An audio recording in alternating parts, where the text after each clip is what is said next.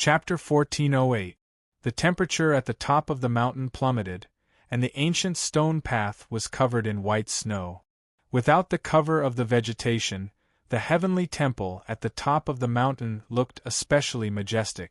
The door to the heavenly temple was at least 10 meters tall, made of wood and copper, and looked especially old. Charlotte's gaze penetrated the wooden door, but at that moment, his vision was like a drop of water entering the sea, absorbed. He saw darkness, and there was nothing but darkness. Charlotte was shocked. What's with this heavenly temple? I don't feel any energy barrier at all, but why can't I see what's inside? If this sky temple and sky city have the same confinement power, then this place is a dangerous place for me. The greatest guarantee for his survival in the Chimez tribe was his branding power.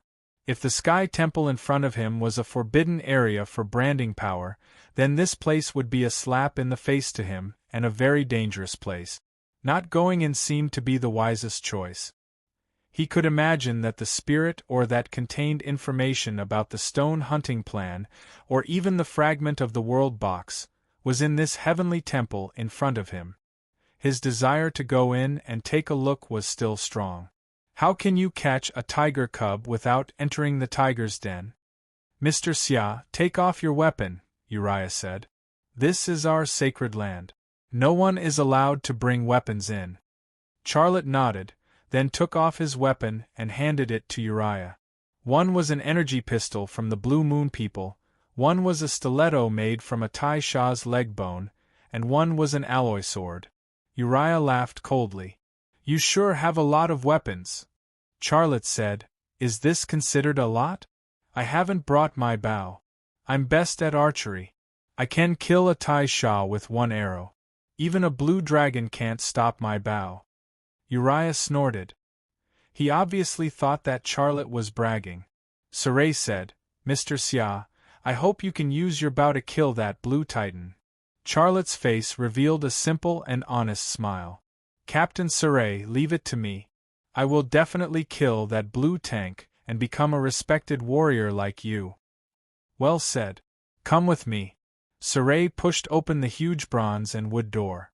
Ga, the door opened slowly, and the wind blew in along with the snowflakes. The white snowflakes fell on the black stone floor. The snowflakes melted instantly, but the melted water disappeared on the black slate. When Charlotte saw those stone slabs, his footsteps paused slightly. Those stone slabs were exactly the same as the faceless warrior statue he had seen on Earth. Charlotte still walked in. Upon entering the main hall, Charlotte realized that every stone used to build the heavenly temple was made of the same black ore. No wonder he couldn't see through the inside of the temple just now. This kind of ore was proven to be able to absorb his X-ray vision on Earth. It could also affect the exertion of his branding power and even cause him to hallucinate. Fortunately, it was only interference and not imprisonment. Otherwise, this place would really become his forbidden area. There were some stone statues on the walls on both sides of the main hall. Those stone statues were the images of Ahimas. Some were old, some were young. They looked like ordinary Ahimas. These are the statues of the warriors who sacrificed their lives for the tribe. They are the greatest builders and defenders of the tribe. Only the warriors who have made great contributions to the tribe are qualified to enter the Hall of Martyrs after they die, Serene said. Charlotte bowed slightly to the stone statues on both sides to show his respect. Mr. Xia, if you kill that blue titan, you can also enter this Hall of Heroes after you die, Uriah said sinisterly. Charlotte smiled. That would be my greatest honor. After visiting the Hall of Heroes, Serene brought Charlotte to a few other places. However, they were all insignificant places. He didn't bring Charlotte to the important places at all. Finally, Serene and Uriah brought Charlotte to a training hall for the temple guards. There were about 100 temple guards training in the hall. Along the way, Charlotte saw temple guards in many places. They were all carefully selected warriors of the tribe. Needless to say, the guards of the heavenly temple were also the guards of the Ahimas tribe. These guards didn't need to participate in labor or hunting. They trained every day. Their fighting strength was much stronger than ordinary warriors of the tribe. When Sarai and Uriah brought Charlotte into the training hall, the temple guards all stopped training and looked at Charlotte. Then, there were some whispers. A human kid. Why is he here? How dare he? Don't you know? I heard that this kid is Lanji-Er's lover from outside the Anshi forest. He must be a gigolo. Lanji-Er is really a shameless woman. I always thought that she would be with my good brother Amagang. I didn't expect her to hook up with a human kid. How disgusting! Don't look down on this human kid. I heard that he defeated Amagang last night. I also heard that Amagang lost miserably. Lanji-Er is such a smart woman. How could she fall for an ordinary human kid? I bet this human kid is not simple. In the midst of the discussion, Sarai raised his hand. The noisy scene immediately quieted down. Sarai walked to the weapon rack where the bows and arrows were displayed. He took down a bone bow and threw it to Charlotte. Mr. Xia, you said that your bow and arrows are very powerful. Then try my bow. Charlotte caught the bone bow that Sarai threw to him. He first weighed it in his hand before saying, "The workmanship is not bad. What do you want to shoot?" "The workmanship is not bad?" Sarai said, "This is the rib of the Tai Sha King, and also our strongest bow here. If you can use it to hit the target, I'll lend it to you to kill that Lantan." Charlotte took an arrow and walked towards the place where the arrow was shot. What kind of joke is this? That's the leader's Tai Sha King bow. We can only barely pull it, let alone use it to shoot an arrow. I've been here for so long, and I've only seen the leader use it to shoot a target. Isn't that human kid too arrogant? Our leader is our tribe's sharpshooter. That kid boasted that his bow and arrows are powerful. The leader will definitely test his strength. Humph. Let's just wait and see. I bet that kid can only pull a bow for half a year at most. Amidst the disdainful discussion, Charlotte took half a step forward and bent his waist to draw the bow. The speed at which he drew the bow was very slow, as if it was very strenuous. Hee. I knew it would be like this. I bet he won't be able to do it soon. Why would Lan Jie like this kid? I'm afraid he won't be able to last 20 hits on Lan Jie's stomach, right? Ha ha ha, I think he'll be done with 10 hits. I feel bad for Lan Jie. Pa! Suddenly, the sound of something breaking rang out in the training hall. All the discussion stopped abruptly. The huge training hall was so quiet that a pin drop could be heard. Charlotte had failed. He didn't hit the bullseye. However, his failure had absolutely nothing to do with his archery skills. It was because the Tai Sha King bow in his hand had broken. No one could hit a target with a broken bow, not even a sharpshooter who could shoot with great accuracy. Sorry. Charlotte looked apologetic.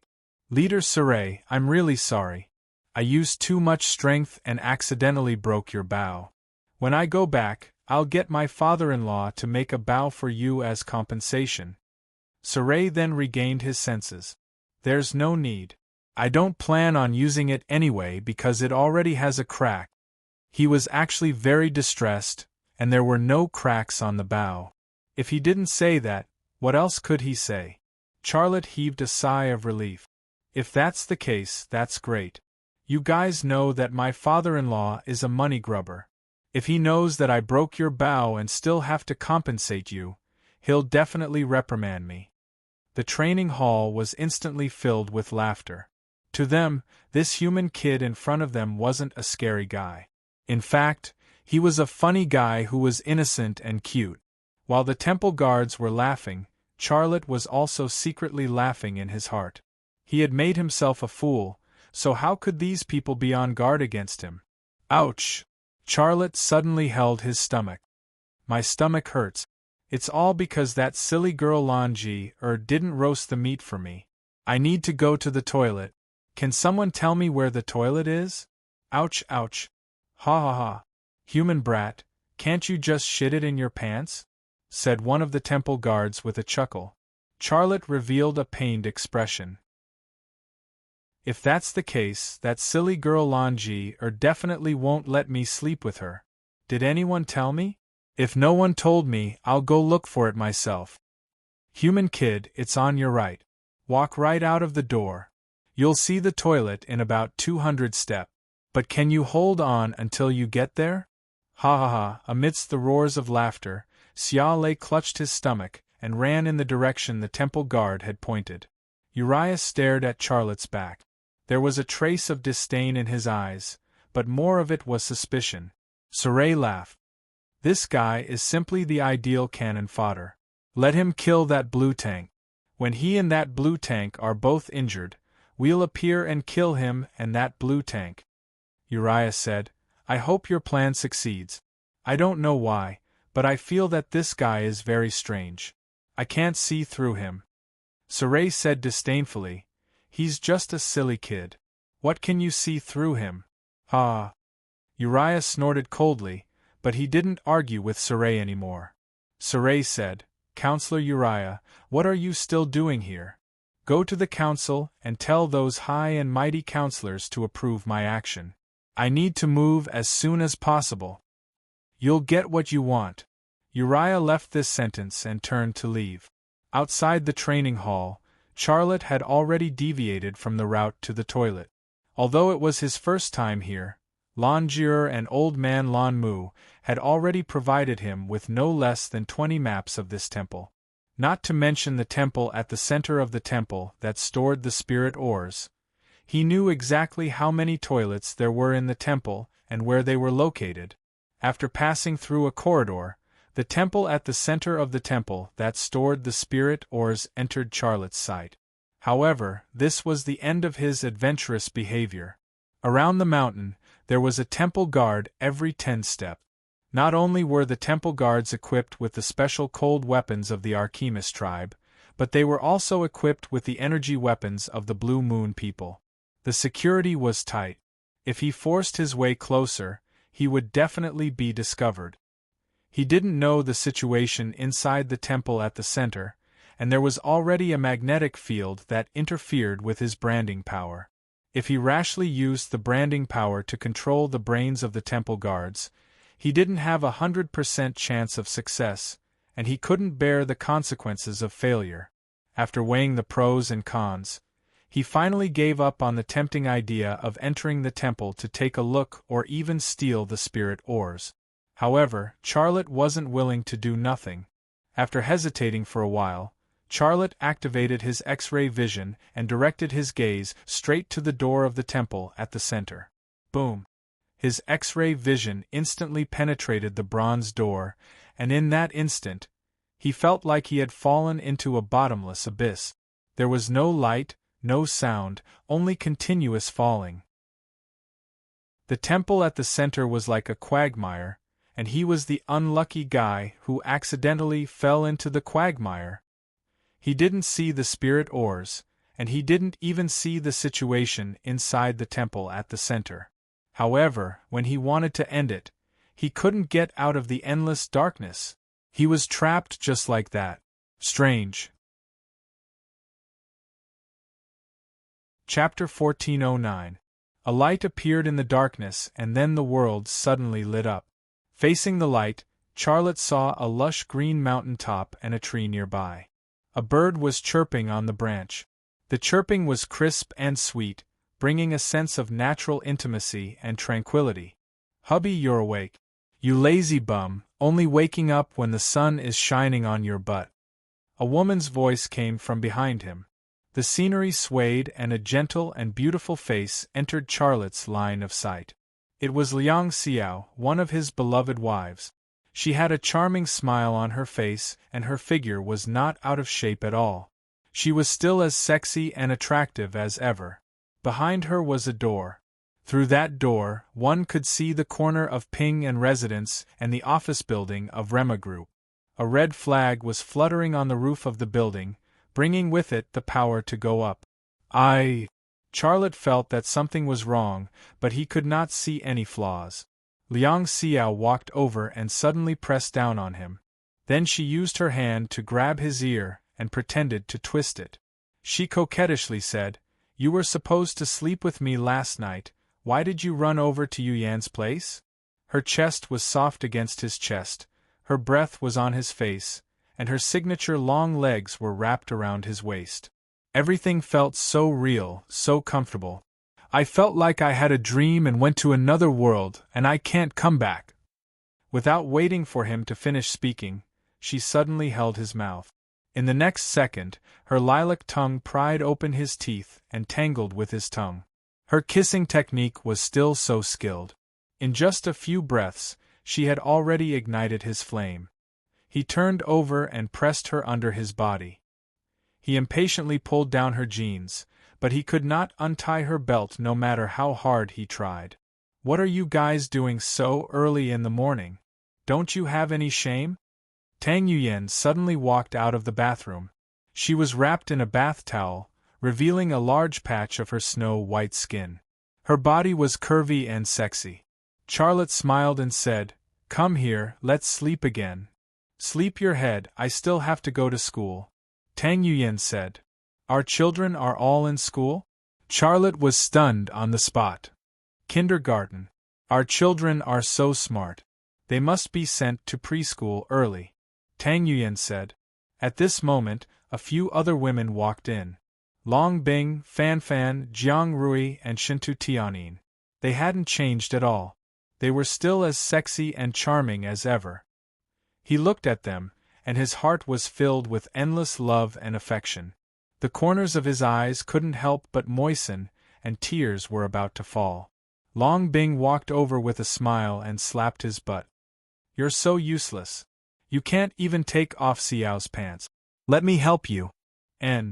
Charlotte nodded. Liang Xiao looked fierce. "If you dare take off my pants, I'll take off your pants." Suddenly, the children's voices came from outside the door. In the blink of an eye, a few children ran in. There was Liang Jieyu born to him and Liang Xiao, Xiaolong born to him and Long Bing, Xiafan born to him and Fanfan, Xia Jianghe born to him and Jiang Rui, Xiatavang born to him and Tang Yian, and Xia Yang and Xia Yu born to him and Shintu Tianyin. "Daddy, Daddy!" The children rushed over, boom! The wives disappeared, and so did the children. All the illusions disappeared in an instant. His beloved wife and adorable children were gone, and he could no longer see them. All of this was because of a voice. That voice said to him, "You should wake up." Then, he woke up. However, even this voice didn't exist in reality. There was no one around him. The voice appeared in the depths of his consciousness, as if he was talking to himself. Did I wake myself up? Such a question popped up in Charlotte's mind. He thought about it, but he had no clue. The mysterious central temple came into his sight again, as well as the mighty and majestic temple guards of the Zymus tribe. The temple guards didn't notice him, and they didn't react to what had just happened. Charlotte completely dispelled all the improper thoughts in his mind.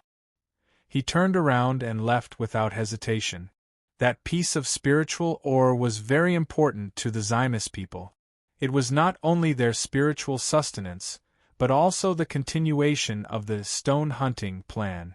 If it was so easy to steal, how could Lan Mu's father and Lan Ji have spent 15 years without success? It seemed that stealing that piece of spiritual ore required a thorough plan. He couldn't be too hasty. Charlotte went straight to the toilet. When he came out of the toilet, Saray and a few temple guards were standing in the corridor leading to the toilet, staring at him. Their eyes were full of vigilance and suspicion. Charlotte was stunned for a moment, then smiled and said, "What are you doing? Are you lining up?" "No need, there are still many seats inside." Saray said, "What took you so long?" Charlotte said, "I went the wrong way just now. I went around in a circle to find this place." This was the most reasonable explanation. He couldn't be sure if anyone saw where he went. If he lied, the lie would be easily exposed, and it would arouse the suspicion of Saray and the temple guards. The risk of telling the truth was far less than the risk of lying, so why not tell the truth? Sure enough, after hearing Charlotte's explanation, the suspicion in Serene's eyes disappeared. Mr. Xia, you can't walk around this place casually. You should go back first. I'll inform you when the council has made a decision. Charlotte nodded. No problem, I can leave anytime. Very well, then it's settled. You can go back first, Serene said. Goodbye, Captain Serene. Goodbye, warriors. Charlotte said goodbye to Serene and the temple guards politely. No one paid attention to him. The temple guards just watched him leave. What an interesting guy. Silly, a captain of the temple guards said. Lan Ji-er is going to be a widow soon, a temple guard said. Ha ha. If that's the case, I'll have a chance. A temple guard had a smirk on his face. These words entered Charlotte's ears without missing a word, and a sneer appeared at the corner of his mouth. You want me to be cannon fodder? Then let's see who's cannon fodder. After leaving the Sky Temple at the top of the mountain, Charlotte passed by the stone tablet and turned around to go to Lan Mu's father's cave workshop. The door of the cave workshop was closed. After using his X-ray vision, Charlotte found no one inside, so he left. Back at Lan Ji-er's house, Charlotte still didn't see Lan Mu's father and Lan Ji.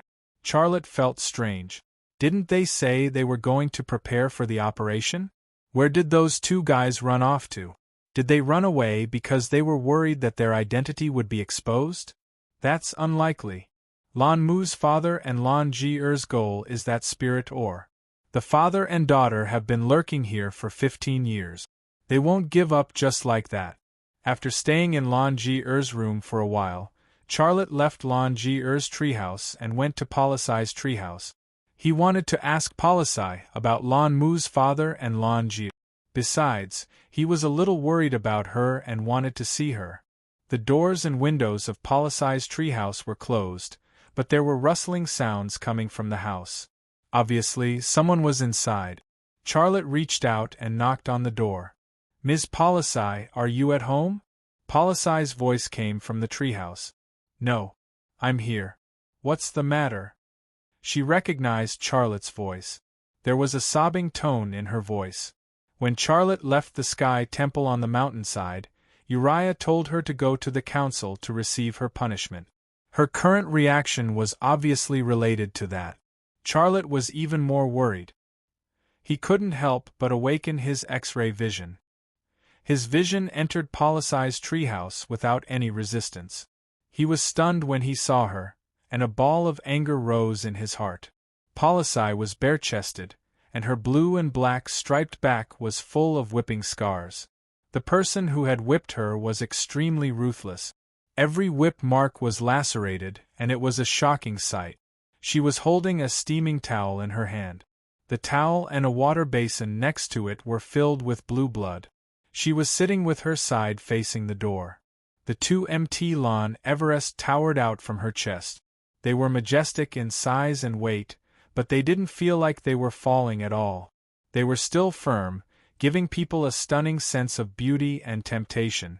Under the two Mt. Lan Everest were slender waists and soft, flat abdomen. The blue navel was exquisite and cute. She was only wearing a thin pair of white shorts. The seams were very wide, and one could vaguely see the tempting shape and scenery. A blue-black buttocks filled the thin fabric. It was round and plump, and people couldn't help but fantasize about it. A beautiful and sexy woman was being bullied. What better way to awaken a man's desire to protect her? Charlotte didn't even bother to ask. He pushed the door open and walked in. You! Polisai hurriedly reached out to cover her chest and said nervously, What are you doing? Get out, or I'll call for help. Charlotte snatched the blood-stained towel from her hand and threw it into the basin of hot water. He washed it and picked it up to clean the wound on her back. He didn't answer, but that was his answer. You go out. This isn't good. Polisai seemed very flustered. Only then did Charlotte say, Can you clean the wound on your back by yourself? Can you apply the medicine yourself? Let me help you. You need help. But Polisai covered her chest even more tightly, but because of the size, she couldn't cover it all at all. At least half of it was always exposed.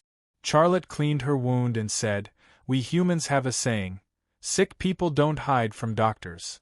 This saying means that sick people shouldn't hide their bodies from doctors. I just want to help you. I don't mean anything else." "Do you mean for me to put my hand down?"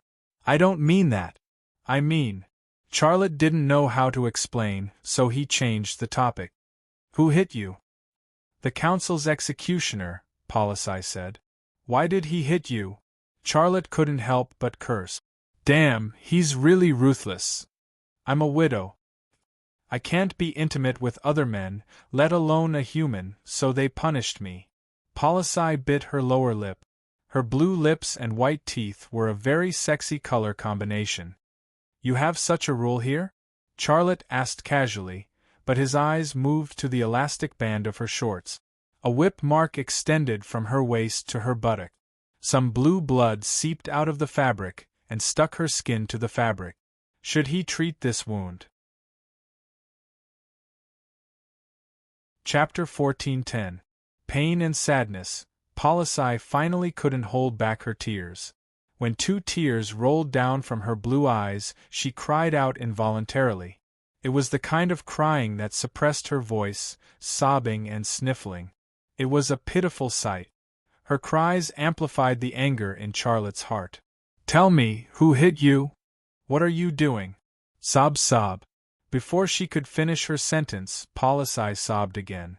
As she sobbed, the 2 Mount Everest trembled, as if they would fall to the ground due to their weight at any time. "I want to help you vent your anger. Whoever hit you, I'll beat him up." "No, no, no, I'm fine. This is the punishment I deserve." Sob, sob. Charlotte sighed. She was so kind, so cowardly, and so young and beautiful. Those stinky men in this tribe, who wanted to touch her but didn't have the chance to bully her, who else would they bully? "Mr. Xia, you should go back. If Lan Jir finds out that you're here with me and I'm like this, she'll be angry." "Don't worry about her, she and I." Charlotte wanted to say the real relationship between him and Lan Jir, but he swallowed the words when they reached his mouth. "Did you quarrel with her?" "Yes, we quarreled." A bitter smile appeared on the corner of Charlotte's mouth. He and Lan Jir didn't just quarrel, they almost used knives and guns. Women need to be coaxed. You should coax her, don't quarrel with her. "Do you like her? Do you want to hear the truth?" "Of course." Charlotte washed the towel and continued to clean her wounds. Polissai hesitated for a moment before saying, "I don't like her. She's very greedy for money. Once, when I was sick, I asked her to help me carry a bucket of water. She took my money." "Charlotte, Bluewood's father is also very greedy for money. No matter what he does, he needs money. It must be very difficult for you in that family, right?" Charlotte smiled. "Well, it's really not easy." As they chatted, the atmosphere between the two of them was no longer awkward. The tension and grievance in Polissai's heart eased, and the distance between the two of them slowly shortened. The wound on his back was quickly cleaned. The remaining wound stretched from his waist to his buttock. If he wanted to deal with it, he would have to pull down his shorts a little. This was a little inconvenient, but Charlotte hesitated for a moment before bringing it up. "You still have a wound on your buttock. Do you need me to treat it?" Well, I'll do it myself. You help me to mix the ointment with water, and then apply it for me," said Polissai. "All right, I'll help you with the ointment." Charlotte went to help her with the ointment. Polissai pulled down the shorts himself and knelt on a cloth mat, with one hand on the ground and the other behind his back to clean the wound on his buttock. Her movements were careful, but she still could not resist the stimulation of the pain. A little painful and suppressed moan came out of her little mouth. It was that painful and repressed moan that affected Xia Lei's already overflowing sympathy.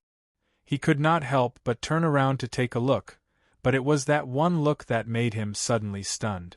He was also stimulated. Her kneeling posture, her bluish-black fat ball, her everything about her was right in front of his eyes. She did not hold back, did not cover up, and yet was still bashful. He was a normal man. The contact just now had already caused him a lot of trouble, and he had been trying very hard to endure it. Now, the stimulation suddenly doubled, and coupled with the mysterious temptation of the Akhimis woman, at that moment, he could not suppress the impulse in his body. You turn around. Policy discovered that Charlotte was peeping. Her face turned blue in an instant, and the towel covered her important parts. Yes. Charlotte coughed dryly and turned back to the medicinal paste. His eyes were filled with mud, but his mind was full of other things. In those imaginations, the fabric of his pants became tighter and smaller. A rustling sound came from behind, and then Policy's shy voice. "I'm done, Mr. Xia. Help me apply the medicinal paste." Charlotte took a deep breath and walked over with the bowl of medicinal paste.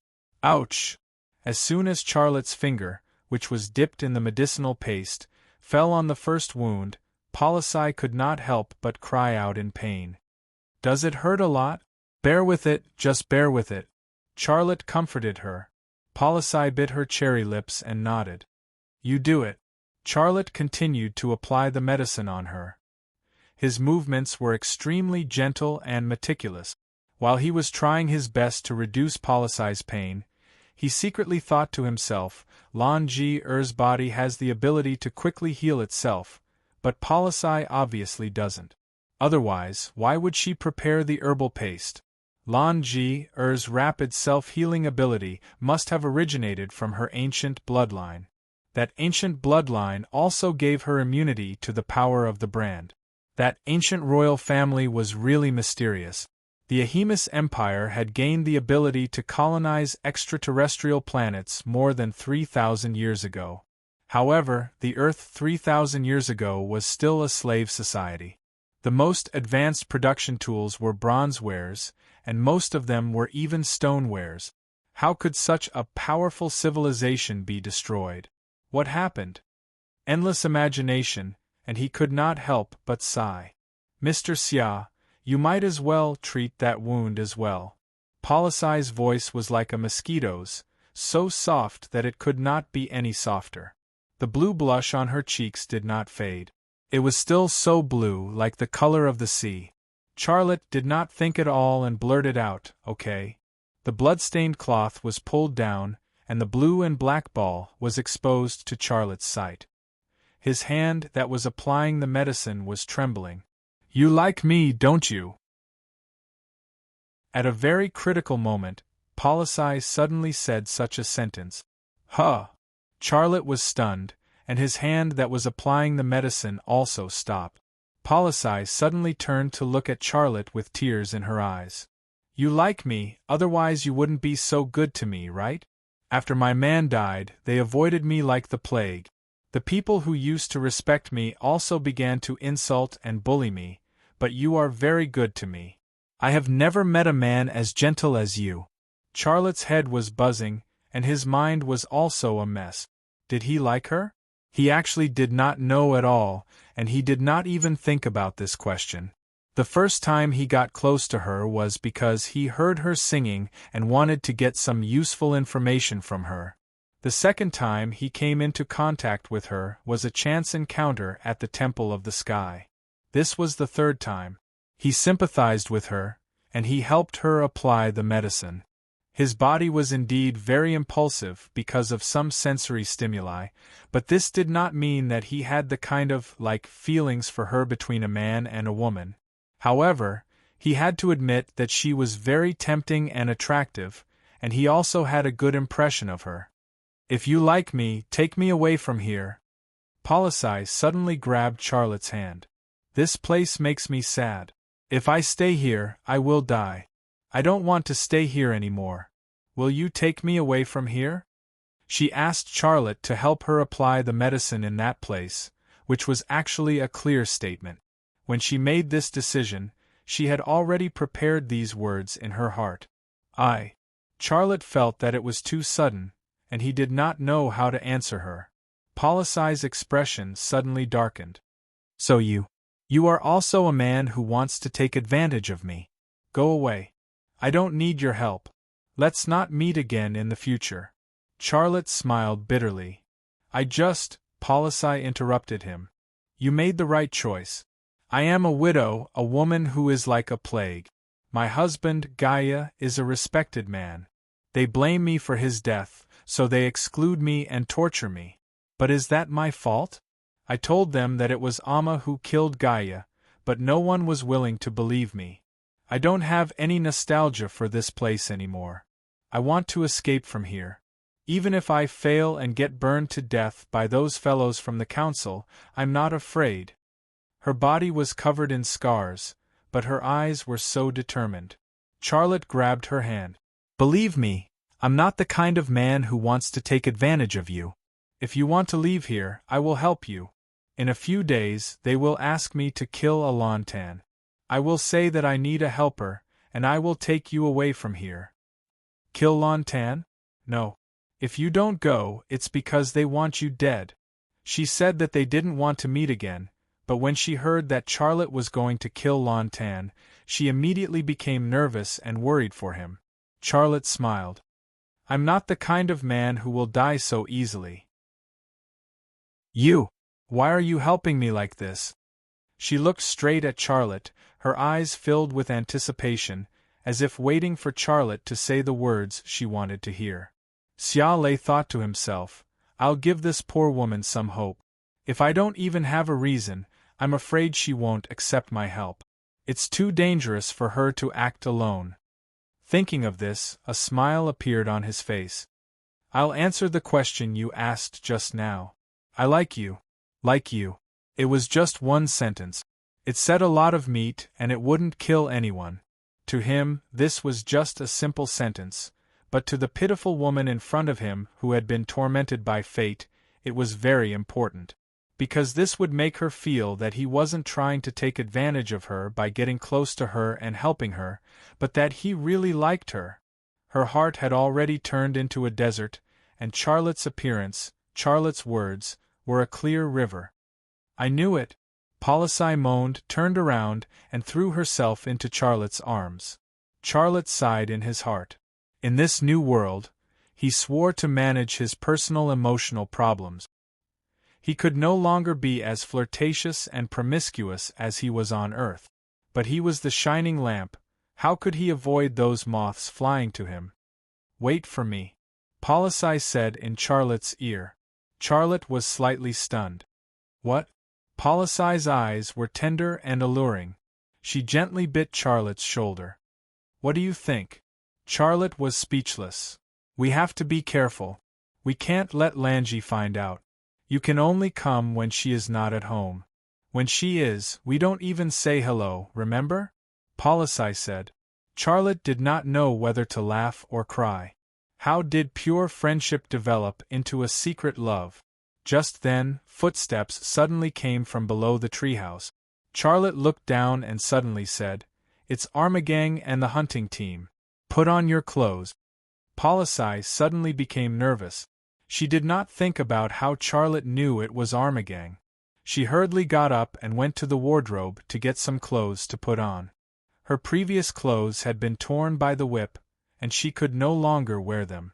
Just as Policy put on her clothes, Armagang's voice came from outside the door. Sister Policy, open the door. Policy said with a trembling voice, Why do I need to open the door? It's not convenient for me now. You go. We can talk tomorrow. Armagang said coldly, Humph, what's the matter?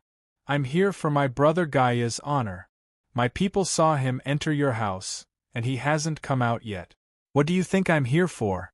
Don't tell me you two are still together and can't bear to be separated? He was here to catch them in the act.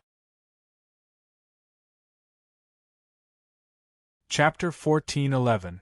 Someone saw Charlotte going to Policy's house through the tree corridor in the air.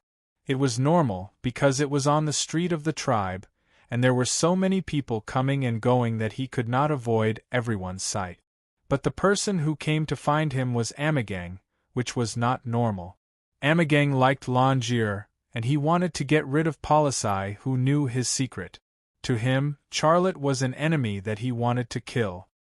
He dreamed of a chance to get rid of Polisai and Charlotte, and if there was no chance, he would create one. That was why he sent people to spy on Polisai and Charlotte, and once he got the news, he would come to catch them in the act. If you want to put a crime on someone, you can always find a pretext. Ma Gang actually didn't care whether Xia Lei and Polisai had slept together or not. All he needed to do was trap the two of them in the room, and then he could accuse them of crimes with his mouth. Nonsense. Polisai lost control of his emotions. We didn't do anything. We are innocent. Boom. The door was kicked open, and Amagang stood at the door, looking at Charlotte and Polisai coldly. Several hunters from the hunting team who came with him moved quickly and blocked the door and window in the blink of an eye. Charlotte smiled and said lightly, "I won't run away. Why are you blocking the door?"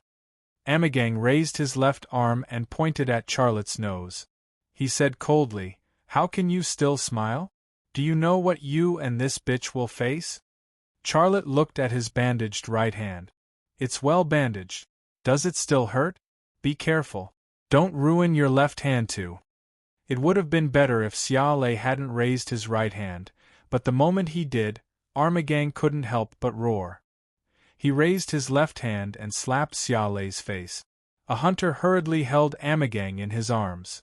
"Captain, we've already called the people from the council. He's trying to provoke you. Don't argue with him. He won't be happy for long." Amar put his left hand down and sneered. "I almost fell into your trap again. You humans are more cunning than rats. But I won't be fooled by you again.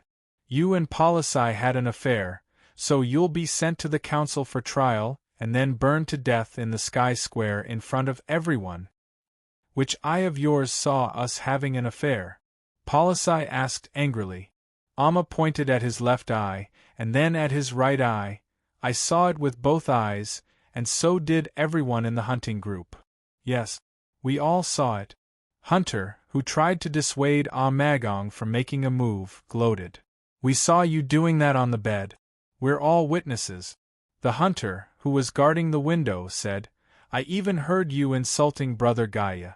I really feel bitterly disappointed for him, you shameless woman." "Nonsense. You won't have a good end." Polisai held her head in her hands and pulled her hair hard. She was about to go crazy. Charlotte grabbed her hands and said to her, "Don't be like this. Trust me, we'll be fine." Armagang sneered.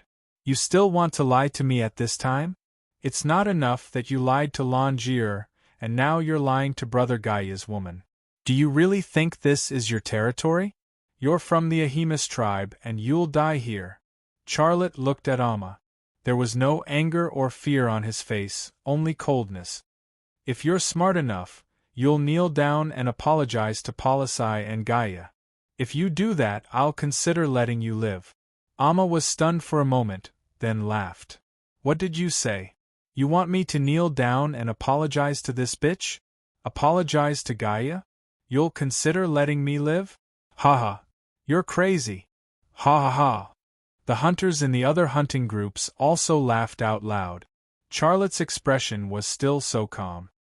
His eyes were getting colder and colder, and his pupils were getting darker and darker. Wanting Armagang to die was as easy as breathing for him. At this time, he really had the intention to kill. He only needed a thought and Amma would jump down from the tree. He could even treat Armagang and his men as food and eat them. But at this moment, Polisai suddenly went behind Charlotte and stood in front of him, blocking his view. "Amma, don't you want me to die? I can satisfy you. This has nothing to do with Mr. Xia. I seduced him. He doesn't know anything. Let him go. I'll let you do whatever you want." Amma said fiercely, "Don't even think about it. You'll all die." Captain, Counselor Uriah and Speaker Lingmu have brought their men here. A hunter sneered. "There's going to be a good show." Charlotte looked down and instantly saw through the ground between his and Polisai's feet. He saw Walaya and an old man in a white robe climbing up. The old man was very old, and his blue-black skin was wrinkled like tree bark. However, His eyes were still very deep, and he gave off a feeling of wisdom. His legs were still very agile, and he was not slower than Uriah when climbing the stairs inside the tree. The Akimis tribe has no chief. The council has absolute power. This old man called Lingmu is the speaker, which means he's the highest leader of the Akimis tribe. If he has the bloodline of Langier, then it'll be troublesome. If he doesn't, then it'll be easy to deal with. Charlotte had already begun to think of a countermeasure. Uriah and Speaker Lingmu quickly came to the front of Polisai's treehouse. Amma bowed to Lingmu and said respectfully, "Speaker Lingmu." The white-haired Speaker Lingmu just nodded lightly. Amma took 2 steps back, letting go of the door he was blocking. Speaker Lingmu's gaze shifted to Charlotte. His gaze seemed to be able to see through Charlotte's body and soul. Charlotte deliberately avoided Speaker Lingmu's gaze and lowered his head slightly. "Hello, Speaker Lingmu." Speaker Lingmu ignored Charlotte's greeting and shifted his gaze to Polisai.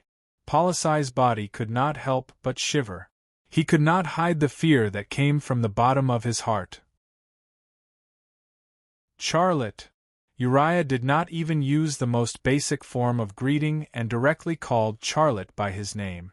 "You're really capable. Ever since you came to our tribe, there has not been a day of peace here. You've already obtained the most beautiful woman in our tribe, and you're still not satisfied. You even dare to touch our tribe's widows. We Akimis men only marry 1 wife and 1 husband in our lifetime. Loyalty is as important to us as life itself. You and Polisai have hooked up and done something that insults the dead. You will face the trial of the council. If more than half of the council members find you guilty, then you will face the punishment of burning. But I think only the raging fire can purify your filthy bodies and souls. No. This has nothing to do with Mr. Xia. It's all my fault." Polisai suddenly lost control. She cried and shouted, "Kill me! Burn me! I've had enough.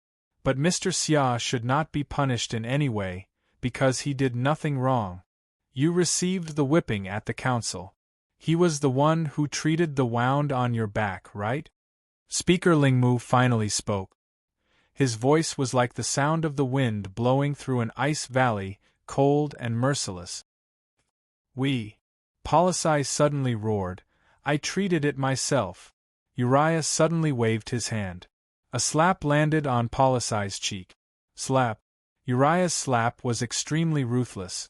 Polisai staggered and her entire body crashed into Charlotte's arms. If not for Charlotte supporting her, she would have fallen to the ground. But even so, her left cheek was slightly swollen, and a trace of blue blood flowed out of the corner of her mouth. Charlotte was fully capable of stopping Uriah, but when Uriah made his move, he was using his branding power to test Speaker Lingmu. It was only when Polisai bumped into his arms that he reacted, but it was already a step too late. However, there was a relaxed expression on his face. In the test just now, he had already come to a conclusion. This Speaker Lingmu did not have the ancient bloodline of Lanji. He did not have the ability to heal quickly, nor did he have any immunity to the branding power. In fact, he could guess the result even without the test. Other than Lanji and Father Lanji, the rest of the Akimis in this tribe were the descendants of prisoners. How could they have the mysterious bloodline of the ancient royal family? Uriah took a step forward and waved his hand, wanting to slap Polisai again. Charlotte pulled Polisai behind him and used his body to protect her. Just as Uriah's palm was about to land on Charlotte's cheek, he suddenly stopped and did not slap her again. Beating up Polisai was one thing, but beating up Xiaolei was an entirely different matter. One had to know that the human boy standing in front of him was someone who could beat up the tribe's warrior, Armagang, to play with. The corner of Charlotte's mouth curled up into a smile. "That's right. Restrain yourself. Don't you want a trial? Let's do it then." "Humph." Uriah snorted coldly. "Come with us. Mr. Xia, run. You can't go with them. The Parliament is a scary place. They will kill you." Policy did not know where she got the courage to say such words in front of Speaker Lingmu and Uriah. Sure enough, before she could finish speaking, Speaker Lingmu roared angrily, Policy, just because of what you said, you should be burned at the stake. Take her and this boy away. Armagang and a few hunters rushed into the treehouse. Charlotte said, We will leave. Don't stretch out your hand or leg, unless you don't want your other hand anymore. You.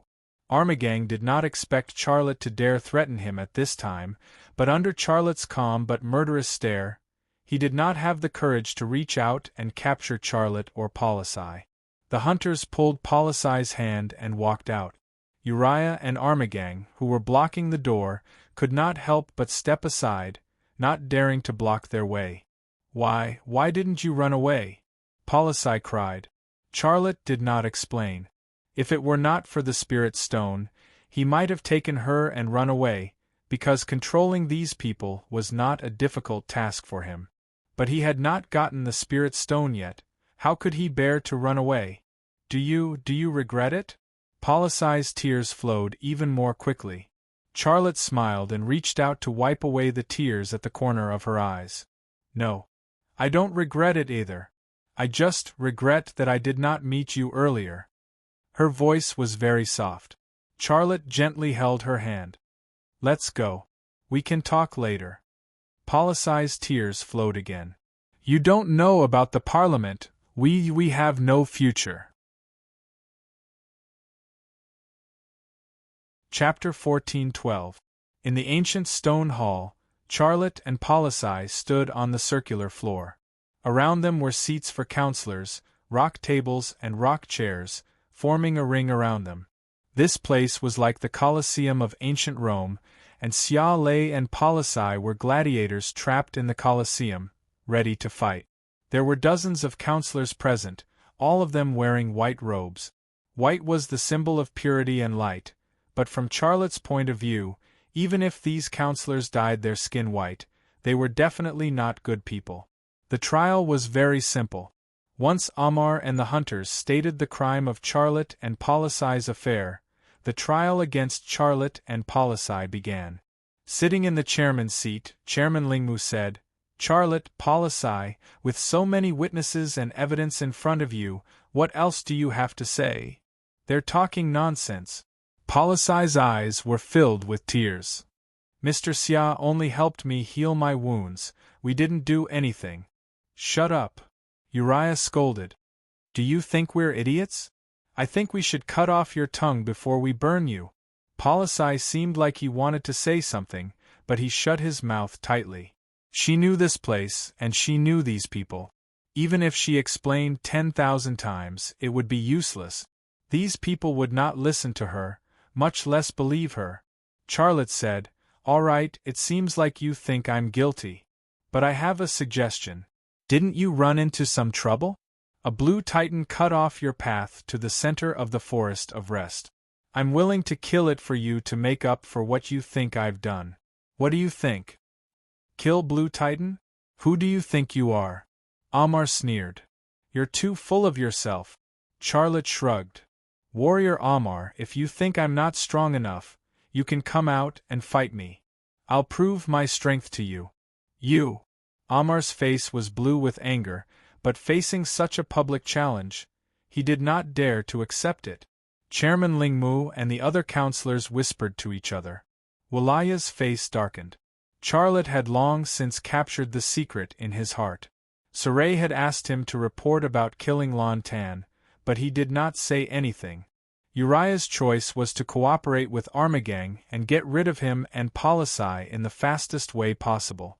At this time, Speaker Lingmu and the other counselors were clearly tempted.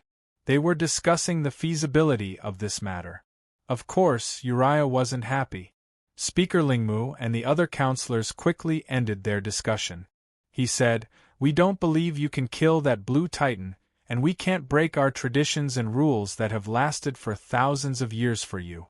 You and Policy will be executed by fire. The location is Sky Square, and the time is tomorrow.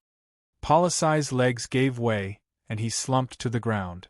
A cold light flashed in Charlotte's eyes, but a cynical smile appeared on his face. You don't believe me? Fine, send someone you think can defeat me.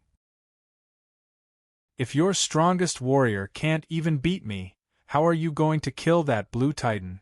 Think about it from another angle. I'm going to die anyway. Let me die in battle with the blue titan, and give you the chance to kill that blue titan. Isn't that a better thing? Shut up. Walaya clearly did not want Charlotte to continue talking. Chairman Lingmu said, let us discuss it again. Uriah said, Chairman Lingmu, this kid. Chairman Lingmu said, don't say any more. At this time, Suray's voice came from the entrance. I agree with his suggestion. Not only had Suray come, even Bluewood's father and Longyear had come. However, when Suray came in, Bluewood's father and Longyear were stopped by the council's guards. The father and daughter's faces were full of anxiety and confusion. From the father and daughter's point of view, they obviously could not understand why Xia Lei would get involved with the widow policy. It was completely unreasonable and illogical. Sari strode into the stone hall. His voice was very loud. That Lan Tan has already threatened our mission. A new opportunity is coming. Before that, we must open up a path to the center of the Forest of Rest. This human kid can help us complete our mission. Please give him a chance to redeem himself. With that, he winked at Chairman Lingmu. This was a hint. Chairman Lingmu understood and nodded. Fine, we'll give him a chance to redeem himself. We'll also approve your operation later. However, this human kid will be temporarily in your custody. He can't be released until you start the operation. No problem, I'll send someone to watch him, Suray said. Charlotte said, Wait, I have a condition. Suray's gaze shifted to Charlotte, his eyes cold. You still dare to raise conditions? I've already saved your life, don't go too far. Charlotte said, I obey the council's decision. I just want to ask you to lock Policy up with me. When we set off, I want to bring her with me. I've gotten a chance to redeem myself, and she should also have a chance to redeem herself. I need a helper to kill that blue titan, and she'll be my helper. This isn't. Chairman Lingmu was about to refuse, but at that moment, he paused for a moment and changed his mind. This proposal isn't too much. I agree. Lock the human kid up with Policy. Captain Suray, you can take him away. Since this is the council's decision, I'll carry it out. You two, come with me. Suray left with Charlotte and Policy. Chairman Lingmu shook his head slightly at this moment, a confused expression on his face. At the entrance of the stone hall, Longyear suddenly rushed up and slapped Charlotte's face. She lost control of her emotions and said, You damn pervert! I regret being wrong about you. You cheated me of my feelings, you bastard. Charlotte grabbed her hand and tangled with her. Several council guards and Armagang, who was standing in the distance, all showed gloating sneers. But at this moment, Longyear lowered her voice. What the hell is going on? Charlotte pressed his face against hers. Tonight's action. After saying this, he pushed her away. I don't love you at all. You're just a woman who loves money. We have nothing to do with each other from now on. Damn it. I'm going to kill you. Longyear bared her fangs and brandished her claws, wanting to pounce on Charlotte to fight. Suray scolded, Enough. This is not a place for you to mess around. Longyear's father pulled Longyear away. Suray and several temple guards escorted Charlotte and Policy out of the stone hall, through the sky square, and then to the temple at the top of the mountain. It had only been half a day since Charlotte left the temple at the top of the mountain. Now, he was back, but not as a visitor, but as a prisoner in the dungeon of the temple. Policy was locked in the same cell as him, and she was still in a trance until the iron door of the cell was closed. Although I don't understand why Chancellor Lingmu agreed to lock you and Policy together, I have to warn you, don't do anything blasphemous, or you will be severely punished, Suray said through the iron door. Charlotte smiled. Captain Suray, don't worry, we will stay here. If you need anything, just knock on the iron door, and the guards in the corridor will come over. Leaving this sentence, Serene closed the iron door and left. Charlotte's gaze penetrated the iron door and looked at Serene's back. Serene stopped beside a guard and said, "Watch carefully. If you hear any noises from inside, drag that woman out and burn her to death." The guard nodded.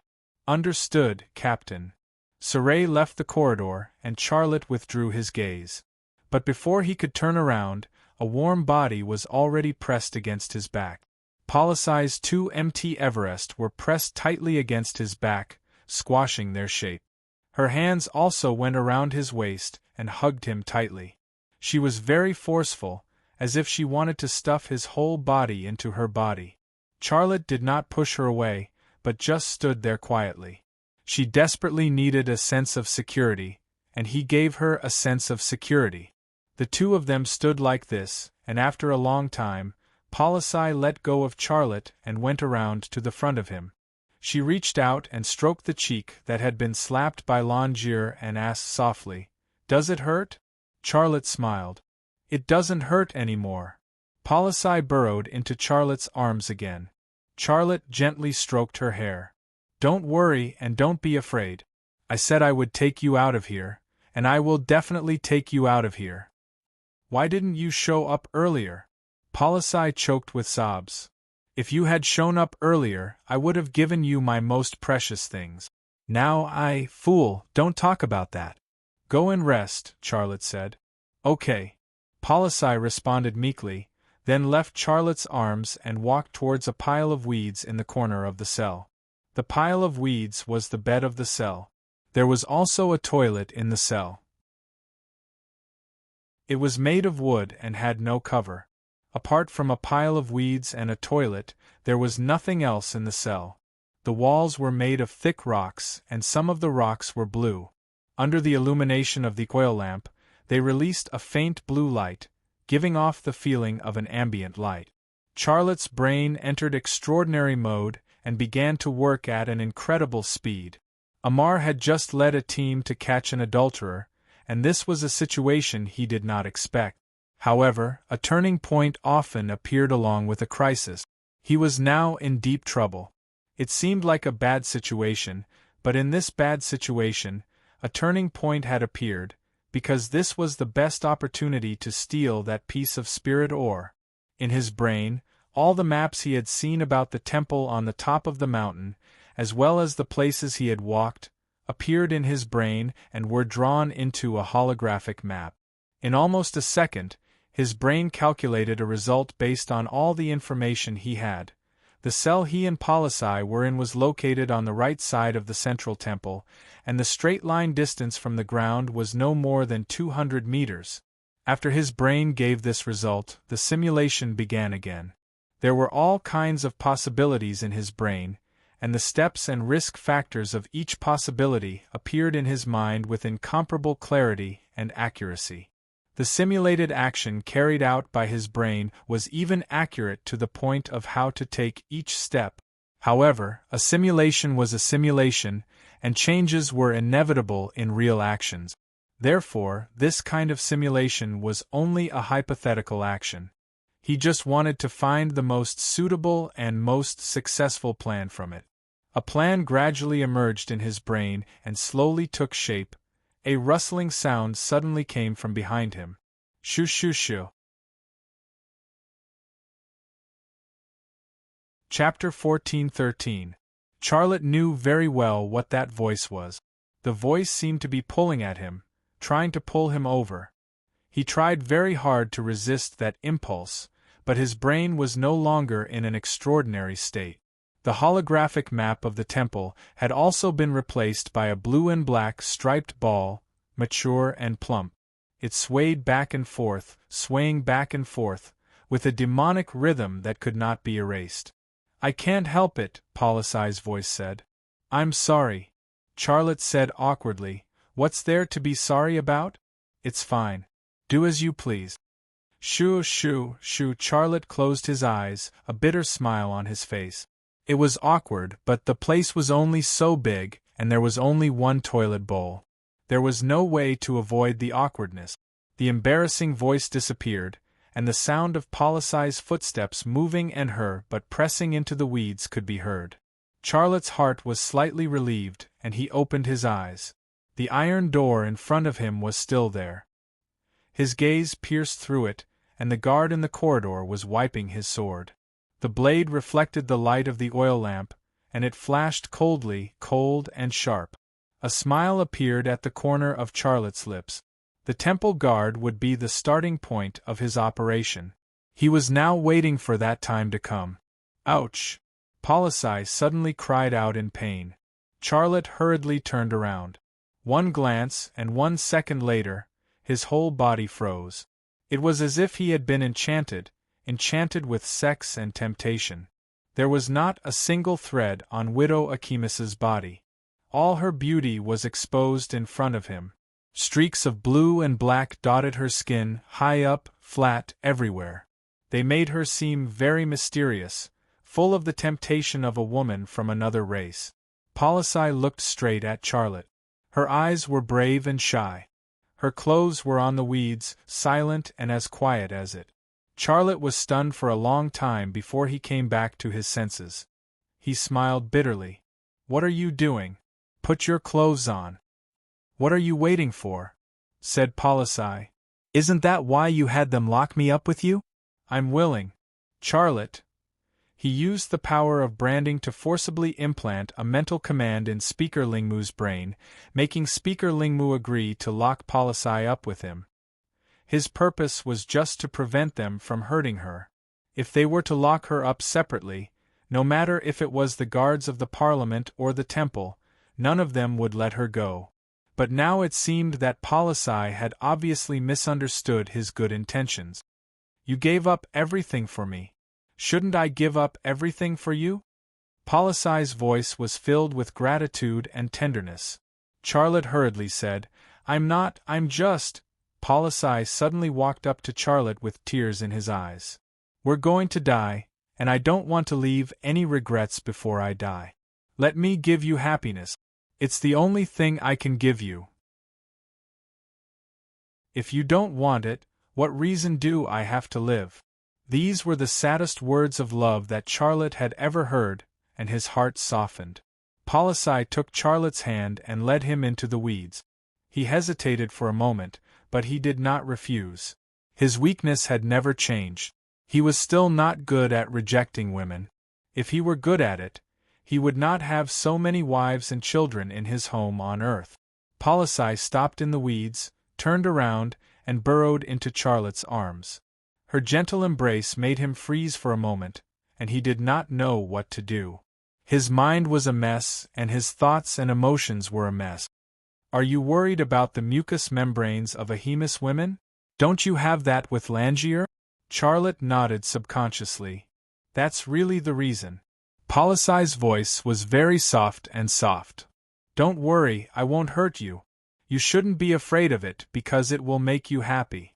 I promise you, you can experience happiness that you can't experience from human women." Charlotte was inexplicably moved. Policye grabbed one of Charlotte's hands, and her skin suddenly released that kind of mucous membrane. In the blink of an eye, the transparent mucous membrane wrapped around Charlotte's hand. A warm feeling spread from his palm, and it felt as if his palm was placed in a piece of heated jelly. It was very novel and very comfortable. If a handshake was so comfortable and enjoyable, then what? Charlotte's eyes became hot. It was a sign that the flames in his body were out of control, and it was very obvious. Policye suddenly leaned forward and kissed Charlotte's lip. Charlotte's clothes also fell into the weeds. The human boy and the Achemus woman were entangled together. No one was perfect. Being unable to reject women was Charlotte's weakness, and it was also his character flaw, so let it be a flaw. In his dangerous journey of fate, some female confidants appeared and wrote a few romantic and touching stories. What was wrong with that? "Be gentler, it's my first time." Widow Achemus was extremely shy. Charlotte felt like he had been electrocuted. "I'm not lying to you, because you'll know soon enough. Gaia, my husband, when he was very young, He was bitten off by a horned boar during a hunting trip. I only found out after I married him, but I don't blame him. I'm a woman with a hard life. Tears welled up in Widow Ahimis's eyes. There were painful memories of the past, and there was also hope for the happiness in front of her. Charlotte suppressed it. Policy was a woman with a hard life, there was no doubt about it. But the most tragic character was still her husband, Gaia. That unlucky man's life was written with the word bad. What he owed Policy, what he could not give Policy, Charlotte felt obliged to give it to Policy on Gaia's behalf. At that moment, he felt like he was running and rolling on the soft grass full of flowers, flying on the white clouds, and every breath of air was filled with happiness. All the cells in his body flew out of his body and beyond the clouds, singing in the golden sunlight. Woman Ahimis was indeed not lying. That feeling was unprecedented, and at this time, even if a god was offered to him, he would not do it. Policy could not control some of the sounds, and the guard in the corridor soon noticed something. He listened attentively, then threw away the oilcloth he used to wipe the blade of his sword, and stood up. He strode towards the cell where Charlotte and Policy were, cursing as he walked. "Damn, what a bitch, how dare you blaspheme here? I'll strip you naked and burn you into a fireball." However, before he could get close to the iron door, an inexplicable voice suddenly appeared in his mind. After that, the angry expression on his face suddenly calmed down. He then turned around and sat back on the chair. He picked up the oilcloth he had thrown away and continued to wipe the blade of his sword, never looking at the iron door again. The human kid behind the iron door was immersed in the joy of being a god. How could he tolerate someone destroying it? Not to mention burning woman Ahimis, who had brought him unprecedented joy. No matter how happy the flight was, there would be a time when one would return to the ground. As the passion faded, Charlotte wanted to get up from the pile of weeds, but he staggered and fell back down. In that short amount of time, he had almost been emptied by the Archimis woman beside him. But he did not care at all. If he had to choose again, he would still do the same. "Take a break, you're tired," Policy said. A smile appeared at the corner of Charlotte's mouth. "You're right, you Ahimis women are really special," Policy said with a smile. "We Ahimis women are the symbol of chastity. No one can force us unless we want to. Those men who bullied me, do they think I don't know what they're thinking? But as long as I don't want to, none of them can touch me.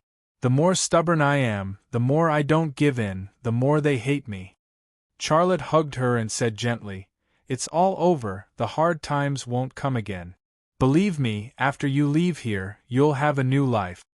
Policy rested her head on Charlotte's chest and said softly, "You don't have to comfort me, I know our fate very well. But even if I die, I have no regrets. I met you, and you're the best gift the god of sky gave me."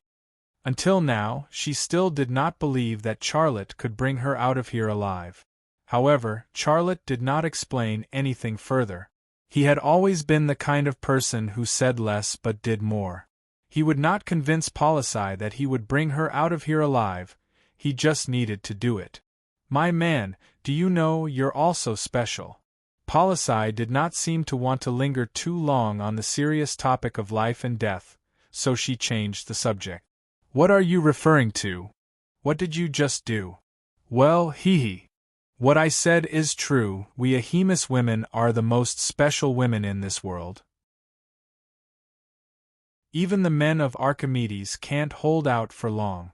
But you surprised me. I often hear some Ahimis women complain about their men, saying that their men are done in a few moves. But you're different, you're stronger than them, you're the strongest man." This was actually the kind of compliment that men liked the most, and Charlotte was no exception. He could not help but laugh, his body faintly feeling a little impulsive. But he restrained himself and climbed out of the weed. "What are you doing? You should rest." Policy climbed up as well. Charlotte looked straight at Policy. "Are you willing to do anything for me?" "Of course." Policy did not hesitate. I'm willing to die for you, Charlotte said. I don't want you to die, I just want you to do me a favor. Polisai glared at Charlotte. I don't like it when you're being polite with me. What do you want me to do for you? Charlotte hesitated for a moment before saying, I want you to help me produce milk, I want to drink your milk. Polisai had a surprised look on her face. Our bodies are a little different from your human women's, but milk production is the same. We also need to give birth to children to produce milk. How can I do that? You just need to promise me, leave the rest to me, Charlotte said. Polisai's heart was filled with curiosity and confusion, but how could she refuse Charlotte's request? She nodded without hesitation. I promise you. Charlotte's eyes suddenly turned black. Polisai was completely quiet, and then he lay flat on his back. About 20 minutes later, she closed her eyes. She did not know what had happened to her body, but before she closed her eyes and fell asleep, she felt her chest heat up faintly and become more and more swollen. That feeling was very uncomfortable, as if her chest was filled with liquid and had to be squeezed out to feel comfortable. But she did not have time to feel that strange feeling for long before exhaustion hit her like a tide, and she passed out. What happened next, she did not know at all. Oh my God, it's blue. Charlotte looked up from Polisai's chest with a surprised expression. A mouthful of Ahemus blue milk flowed down his throat, and the branding power swarmed over, and suddenly all the cells in his body seemed to be awakened. Charlotte was shocked again. The evolutionary energy contained in Ahemus blue milk was several times that of all the breeds of milk he had eaten before. Ahemus blue milk came from the natural pastures of the Forest of Rest, the best of the best.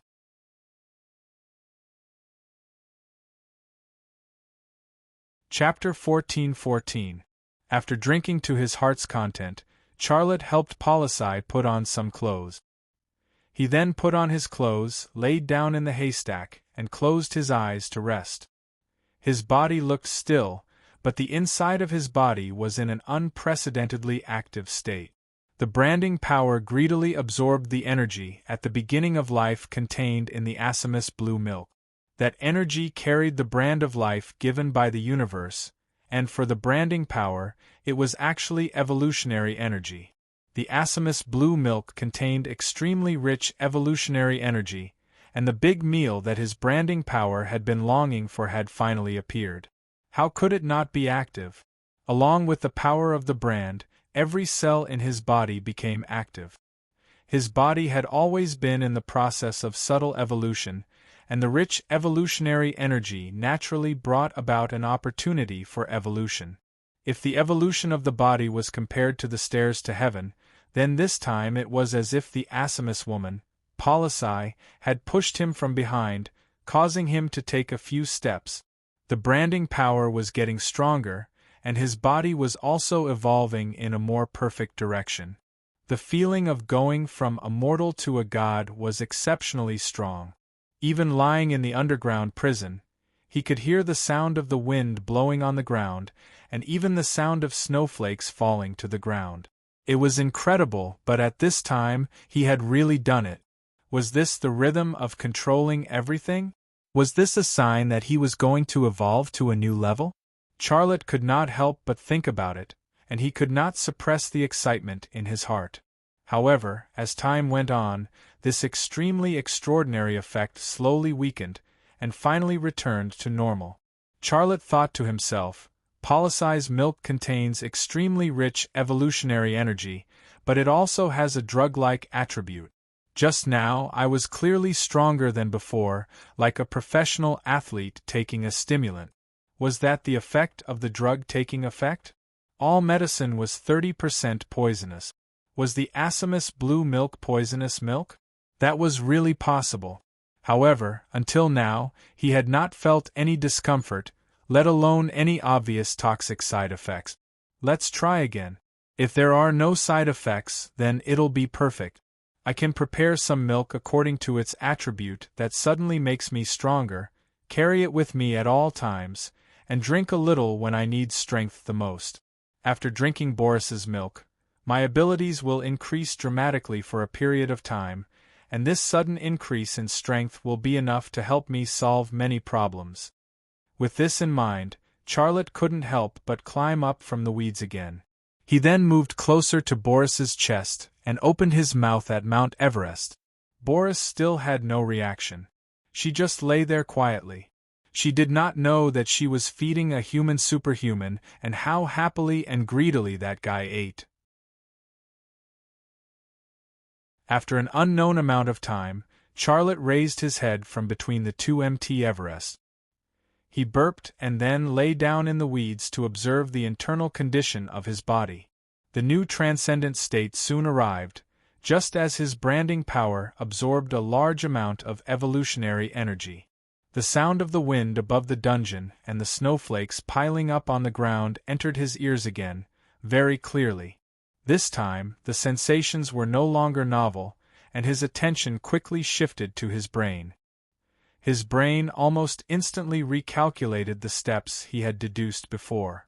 And not only did it calculate, his brain even found several mistakes and corrected them. A perfect plan gradually took shape in Charlotte's brain. For a while, his ears caught the sound of someone talking. "Damn, I really don't know what the leader is thinking. He actually locked that bitch and that human boy in the same cell. I bet that bitch is letting that human boy do it with her legs open. Boris, that bitch, if she promised to sleep with me, I would protect her, and she wouldn't be in trouble today. She really doesn't know what's good for her. If that bitch gives her body to that human boy, I swear, I will burn her alive. I don't think that human boy is so bold, is he?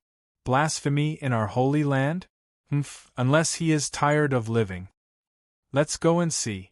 Leader Serene is worried that there will be another accident, so he has decided to leave early tomorrow morning. So tonight, nothing can happen to that boy." This was the conversation between the two temple guards. Their footsteps came from the stairs into the dungeon. Charlotte finished his argument, then climbed up from the weeds and walked to the door. Although he did not have the multifunction watch that he liked to use on Earth, his body was a very accurate biological clock. The organs of the body would have different activities at different times. For example, between 11 p.m. and 1 a.m. was the time for the human liver to detoxify, and at this moment, his liver was doing this. So, he did not need to look at his watch to know that it was the period before 1 a.m. Of course, this was only his judgment based on his habits on Earth.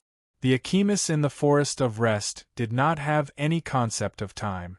However, during this period of time, the temple guards were almost all asleep, and it was time for him to take action. "You are leaving early tomorrow morning?" "Sar is really anxious. Looks like I have to make my move tonight no matter what." Charlotte stopped in front of the iron door. His gaze penetrated through it, and he had a complete grasp of the situation in the corridor. The two guards entered the corridor, but the guard in charge of the cell was still wiping his sword with an oilcloth. He did not know how long he had been wiping, but there was only one thought in his mind, and that was, "I have to wipe the sword, I have to wipe the sword." The two guards walked over, and before they could say a word, they fell to the ground. The guard who was wiping the sword stood up, came to the iron door, and took out a key to open the cell. Then he began to take off his leather armor, and finally handed it to Charlotte together with his shiny sword. Charlotte put on the guard's leather armor, took the guard's sword, and walked straight out of the dungeon stairs. Today there was a big iron door at the top of the stairs, and there were two guards with spears and shields, and they were also equipped with energy pistols. However, before Xia Lei could get close to them, their thoughts came to a halt like a stopped clock. "Policye's healer is really amazing. My current condition is at least twice as good as before." Walking out of the big iron door, Charlotte's heart was filled with excitement, and he was also full of confidence. He did not stop. He did not even look at the guards standing on both sides of the door, and he walked straight in the direction of the central temple. Although he was walking, the frequency of his footsteps was extremely fast. His footsteps even left faint afterimages in the air, faster than running. Akimus's blue healer would probably become Charlotte's designated healer in the future when he was exploring and fighting. When he was about to reach the central temple, Charlotte suddenly stopped, and his gaze shifted to the corner of a side temple. Just as he shifted his gaze over, a stone manhole cover under the corner of the wall moved slightly. His eyes moved slightly, and he instantly saw through the thick manhole cover, and he saw the situation in the well. 2 rats were climbing up. One of the rats was Bluewood's father, and the other was Lon Jier. Both Bluewood's father and Lon Jier were carrying an equipment bag. Bluewood's father's equipment bag contained the Blue Moon People's explosive devices, ropes, and other tools. He was also wearing a pair of Blue Moon People's combat boots. Lon Jier was carrying his equipment bag. His bow and arrows, as well as his firearms and weapons, were all inside the bag. Lon Jier was also wearing a pair of Blue Moon People's combat boots, as well as a brand new set of Tai Sha leather armor. For the sake of that spirit ore, the father and daughter seemed to be going all out.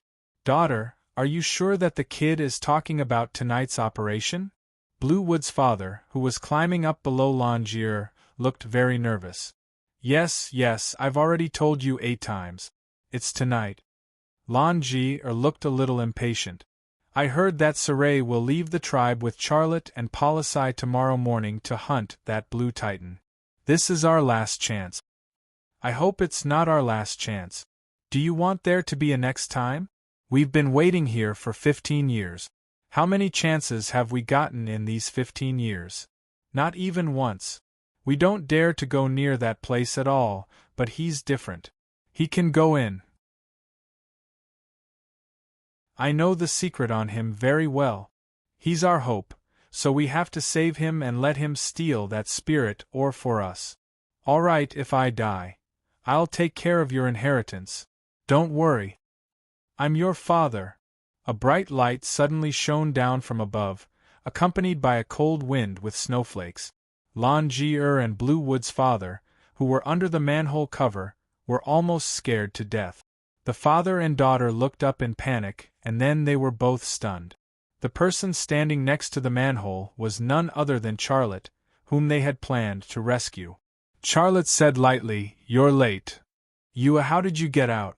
Lon Jier came back to her senses this time. Charlotte said, "I naturally have a way. Give me what I want you to prepare." Bluewood's father opened his equipment bag, took out a wooden box from it, and then handed it to Lon Jier.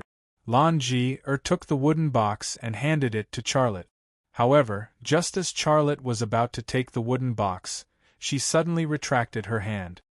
"You're not lying to us, are you?" Charlotte frowned. "Do you have any other choice? Don't waste time. Give it to me. If you're lying to me, I'll fight you to the death," Lon Jier said fiercely. She handed the wooden box to Charlotte. Charlotte opened the wooden box, and a faint blue brilliance immediately emitted from it. There was a spirit ore in the box. He did not touch it, but he could already feel the energy it contained.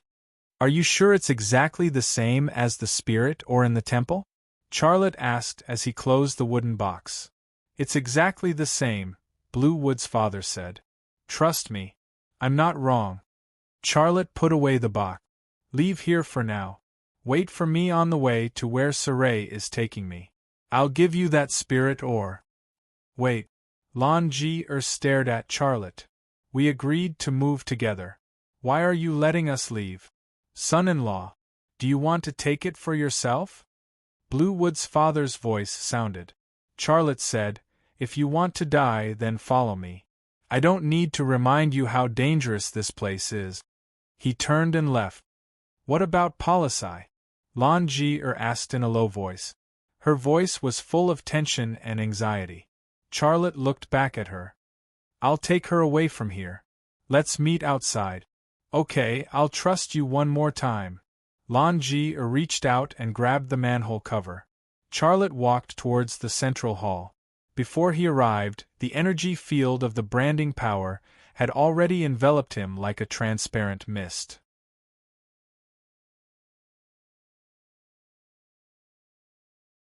Chapter 14:15.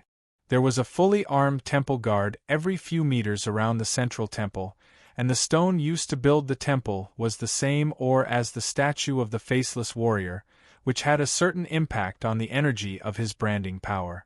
He had already verified this yesterday. He used his jade eyes to see nothing in the central temple, but he fell into a strange illusion. Moreover, he didn't know the situation inside the central temple. These were the obstacles to him stealing the spirit ore, and the reason why he didn't dare to approach the central temple rashly. There was only one chance, and if he failed, there would be no more. The energy field of the branding power spread very slowly, cautiously approaching the temple. The first step of Charlotte's plan was to control the guards around the central temple one by one, making their thoughts stop like a stopped clock. However, there was a problem in the first step. His energy field of the branding power quietly approached the central temple, but when it was about to approach a guard, the central temple seemed to become a magnet and began to absorb the energy of his branding power. Some illusions immediately appeared in his mind. He seemed to have returned to Peace Village, taking a walk in that poor and backward village. Faces flashed across his mind like a slideshow. Lianai, Lin Qing, Hunyo. He shook his head vigorously, interrupting the release of the branding power in time, and then walked out of the illusion. This time, he broke out in a cold sweat and cursed in his heart. What's going on with this central temple? The stronger the energy of my branding power, the stronger the counterattack. If I can't control those guards, how can I steal the spirit ore? Lan Mu's father and Lan Ji were such smart people, but they didn't wait for a chance to make a move for 15 years. How could the spirit ore in the central temple be easily stolen? However, Charlotte didn't think about it, and his brain directly activated the backup plan. Charlotte waved his hand and threw the sword in his hand under a corner. Ding! When the sword fell to the ground, it made a crisp sound, and there was a little spark. The sound immediately alerted the temple guards. "Who is it?" a temple guard asked aloud. No one responded. "I'll go take a look," a temple guard said as he left his post. In a dark corner, Charlotte sneered. When he threw the sword, his branding power energy field also followed it. It was a trap that the temple guards could not see. The temple guard who had left his post to check saw the sword on the ground. In that instant, he seemed very surprised and suddenly became alert. But in that instant, before he could react, he completely calmed down. Then, he turned around and said, "Oh my God, come and see!" "What's going on?" someone asked. The temple guard suddenly knelt down. "A miracle! The miracle of the God of the sky. Come and take a look." A few temple guards walked over. They were in the same situation as the first guard who came to check on the situation. When they saw the fallen sword, they knelt down and worshipped it. More temple guards came over. They and the previous temple guards knelt on the ground and worshipped the sword. What they saw was actually just a sword. There was no statue of the God of the sky. They worshipped the sword because there was an inviolable will in their minds. They had to kneel down and worship it. Just as a large group of temple guards knelt down and worshipped the sword, Charlotte walked out of a dark corner and strode toward the gate of the central temple. He did not dare to waste any time. He had to leave as soon as possible. He did not dare to rashly let the temple guards who had been deeply hypnotized return to their posts. He was not sure if the central temple would destroy the spiritual command he had implanted in the minds of the temple guards. And once a temple guard on duty came over or a patrolling temple guard came over, his operation would fail. Time, every second was precious. The door of the central divine hall slowly opened under Xiaolei's hands. He finally saw what was inside the central divine hall, but he was completely stunned by what he saw. Xiaolei's eyes lit up. In front of him was not a spacious inner space of the temple, but a wall. The wall was 3 meters high and made of blue ore. It was curved and formed the shape of a whirlpool inside the central temple. Among all the blueprints given by Lan Mu's father and Lan Jie, there was no blueprint of the inside of the central temple. He did not know that there was a whirlpool maze made of blue ore in the central temple. Although he did not dare to test it, Charlotte knew that the source of the branding power that was sucking him like a magnet was this whirlpool maze. Its existence caused a trace of hesitation and worry in his heart. A faint blue light was released from the center of the whirlpool maze. Then, it was refracted by the blue ore that made up the whirlpool maze. The entire central temple was a faint blue. A wave of energy flowed in the air, as if it carried an ancient secret, waiting for people to decipher it. Damn, it's just a stone maze. Can it be more dangerous than Sky City? Charlotte quickly made a decision. He walked into the central temple and closed the door. Once the door of the central temple was closed, all sound was isolated. It was extremely quiet. Charlotte stepped into the whirlpool maze. A mountain-like pressure suddenly pressed down on him. His legs suddenly bent down, and he almost knelt on the ground. Sure enough, there's a problem. Charlotte urged the branding power to resist. The pressure on his body was still there, but his legs slowly stood up. Fortunately, this was the forest of rest. The blue moon in the sky could not restrict the branding power. The energy field of the central divine hall could only affect the energy field of the brand power he released, but it could not restrict him from using the brand power in his body. Otherwise, if the mountain-like pressure came crashing down, his internal organs would be crushed. After restraining the gravity, Charlotte walked step by step towards the center. Every step seemed very difficult, but he could still persist. The special medicinal effect of Akimis's blue milk had also become an important factor for him to persist. If not for the blessing of Polisai's blue milk, he was afraid that he would have to bleed to finish this short journey. Round, after 4 rounds, Charlotte came to the center of the whirlpool maze. It was actually not a maze because there were no complicated routes. It was just a circular passage. But even if it was such a short passage, if it were Lan Jie and Lan Mu's father, the father and daughter would probably lie on the ground and wait for death after taking the first step. The spirit ore finally came into Charlotte's sight. It was quietly suspended on a blue rock. Charlotte slowly approached it. He no longer hesitated. After getting close, he stretched out his hand and grabbed it. Boom! When he grabbed the spirit ore in his hand, his brain suddenly shook violently, as if someone had smashed his head with a hammer. No blood gushed out, but he almost fainted. It was still the protection of the power of the brand. Without the protection of the brand, he did not know how serious the consequences would be. After the violent shaking, everything returned to normal.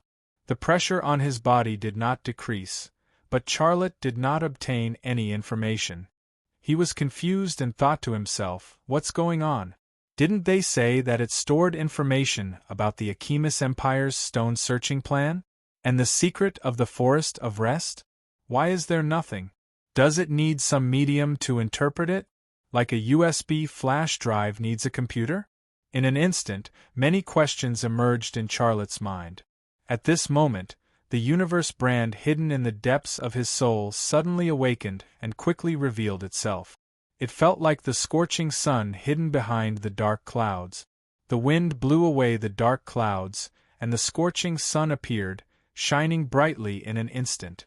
The spirit ore in his hand trembled slightly. Was this a resonance reaction? Everything happened too quickly. Before Charlotte could think, a large amount of information surged into his brain.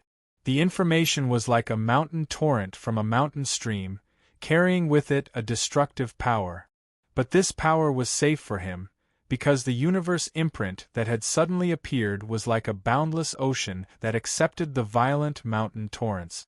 No matter how much strength it exerted or how much it destroyed, the universe imprint remained unmoved.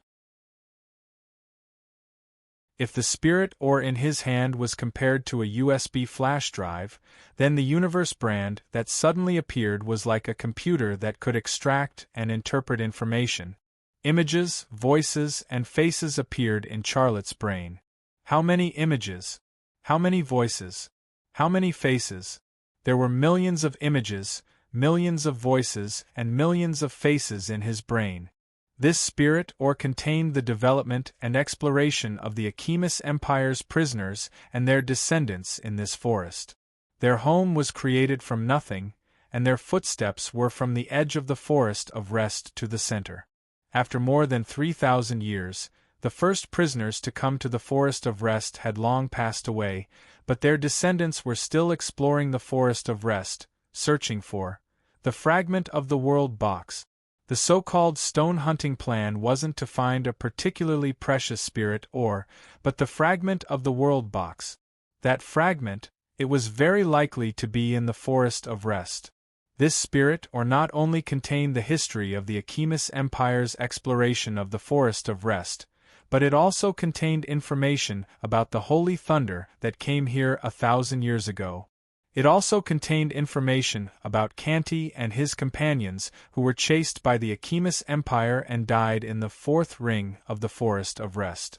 This spirit contained information related to the Achemis tribe for more than 3,000 years.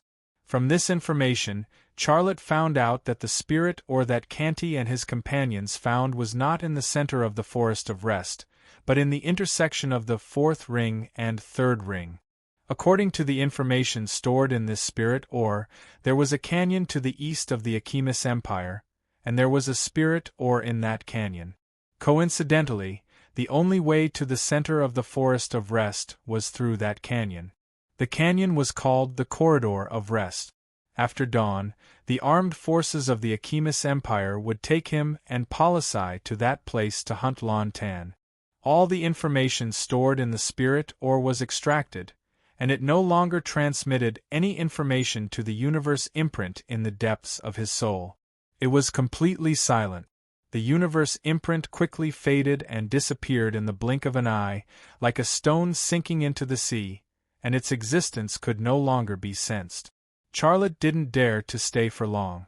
He put the spirit that Lan Mu's father prepared for him on the blue rock. The fake spirit was exactly the same as the one he had taken away. It quickly floated up from the blue rock without any flaws. Although Lan Mu's father and Lan Ji couldn't get close, they had been hiding here for 15 years. Their plan and preparation were very good. Charlotte turned and left. The environment here didn't allow him to organize the information he obtained.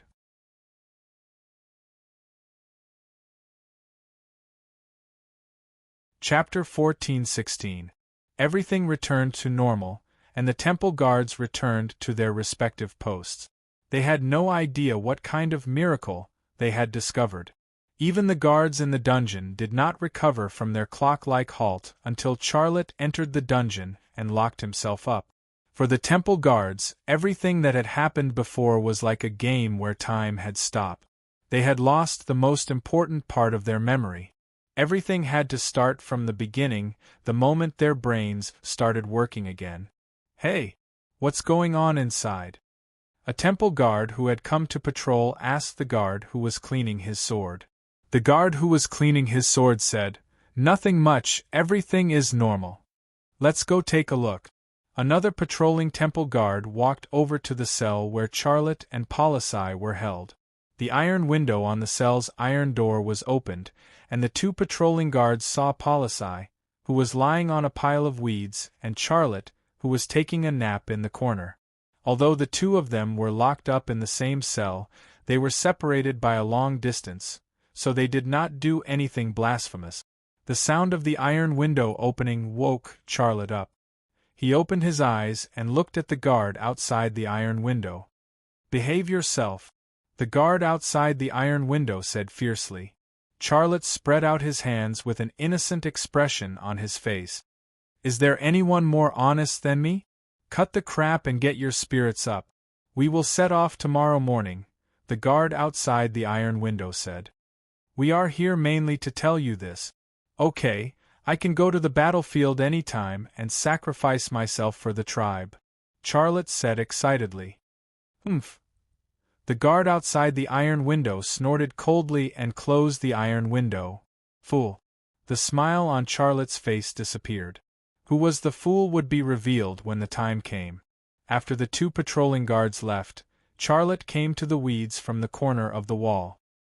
He lifted Policye's clothes and moved his lips to the nearest Mount Everest. The operation just now had consumed a lot of energy, and he urgently needed to replenish it. Not only did Widow Asimus produce the highest quality blue milk, but because of the difference in body structure and physique, the amount of milk she produced was also considerable. He had already eaten it twice, but when he started eating this time, the fragrant and sweet blue milk still flowed continuously towards him. The purest energy circulated in his body. All of his fatigue disappeared, and all of his consumption was replenished. The feeling of turning from a mortal to a god returned, and it was still as intense as ever. Policye suddenly opened his eyes. Just as Xia Lei changed to another Mount Everest and began to eat, Policye suddenly opened his eyes. Seeing Charlotte in her arms and the liquid flowing out of her body gave her a fright. She opened her mouth wide and was stunned for a long time before she managed to say, What's wrong? There's milk? She knew very well what Charlotte had asked her to do before, which was to help her produce milk. Although she agreed, she didn't want to be scolded at all. She could help Charlotte. But when she woke up, she found that Charlotte was already drinking her milk. What could be stranger than this in this world? Burp! Charlotte burped, and a smile appeared at the corner of his mouth. Don't be nervous, I just hypnotized your body and let your body enter the lactation period. Although this explanation was very simple, it had said everything that needed to be said. It was explained clearly and clearly. However, Policye didn't seem to hear what Charlotte said. She didn't know why, but she reached out and held a Mount Everest and squeezed it tentatively. Just like that, a blue drink was suddenly poured on Charlotte's face. Charlotte hurriedly grabbed Policye's hand. Don't waste it. These are all good things. After saying that, he wiped his face with his hand and sucked his fingers with his mouth. At this moment, he was no longer a hero, nor was he a Superman. Instead, he was like a hungry, gluttonous brat. Policye's head was in a mess, and she could no longer organize her words. Charlotte said gently, Don't worry, this is natural milk production, and it won't affect your body. If you don't want to, I can stop your body from producing milk. As soon as he said that, Charlotte regretted it. He was really worried that Policye wouldn't be willing.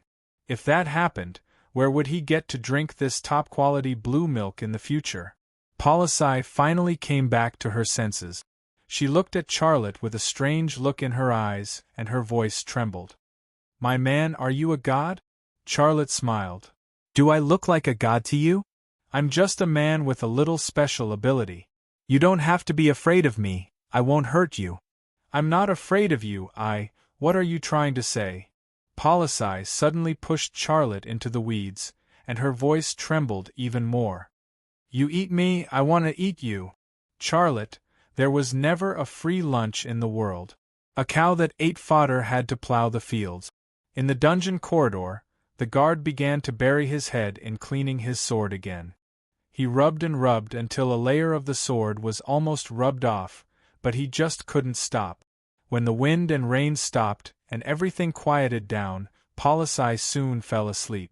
This time, Charlotte didn't hypnotize her, but she was exhausted.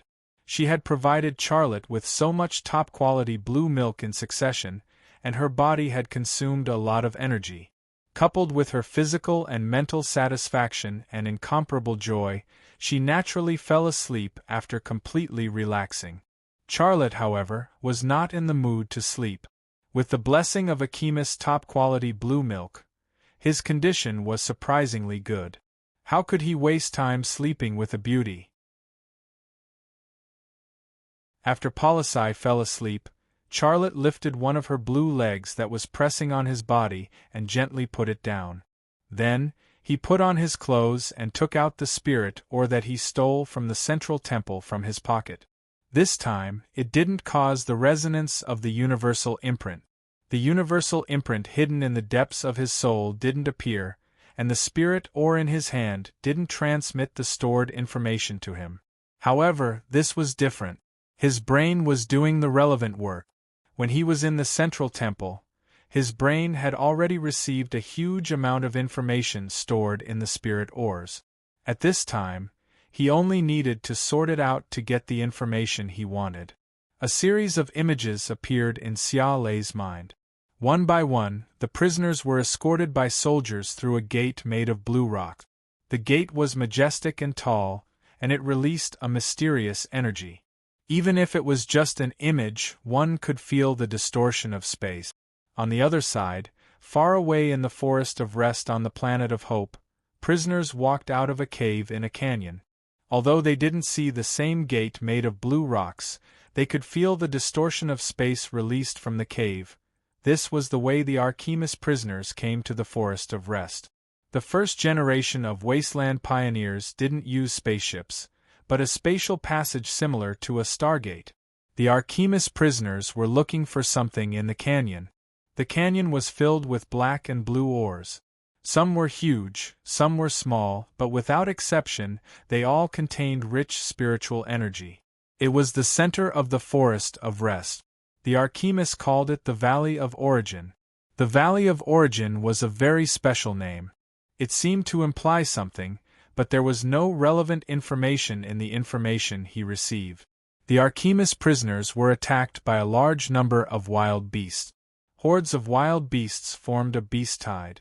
Many Archimedes died in the Valley of Origin. The survivors escaped from the wild beasts and finally stopped at the edge of the forest of rest. They began to build camps and wait for reinforcements. Reinforcements didn't appear. They became a group of abandoned people. A huge human aircraft carrier flew over the Archimedes tribe, but it maintained a sufficient altitude. It seemed like it couldn't land in the Forest of Rest because the Forest of Rest had a mysterious and powerful energy field. A bird of prey flew down from the human aircraft carrier.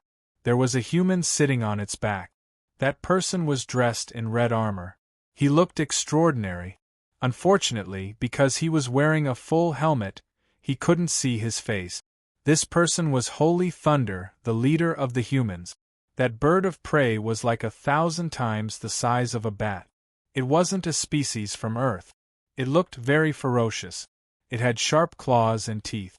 Perhaps even a blue dragon wouldn't be a match for it.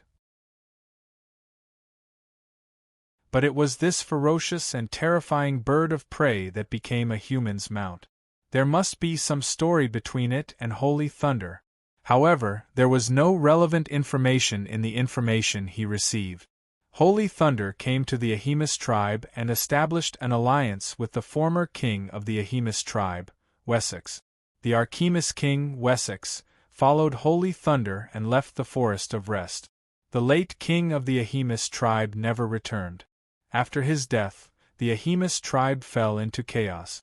The parliament rose and the royal power ceased to exist. In order to divert the conflict between the Archimedes and Holy Thunder, the parliament kept exaggerating the conflict between the Archimedes and Holy Thunder, making everyone hate Holy Thunder. The camp of the Archimedes prisoners kept expanding and finally formed a tribe.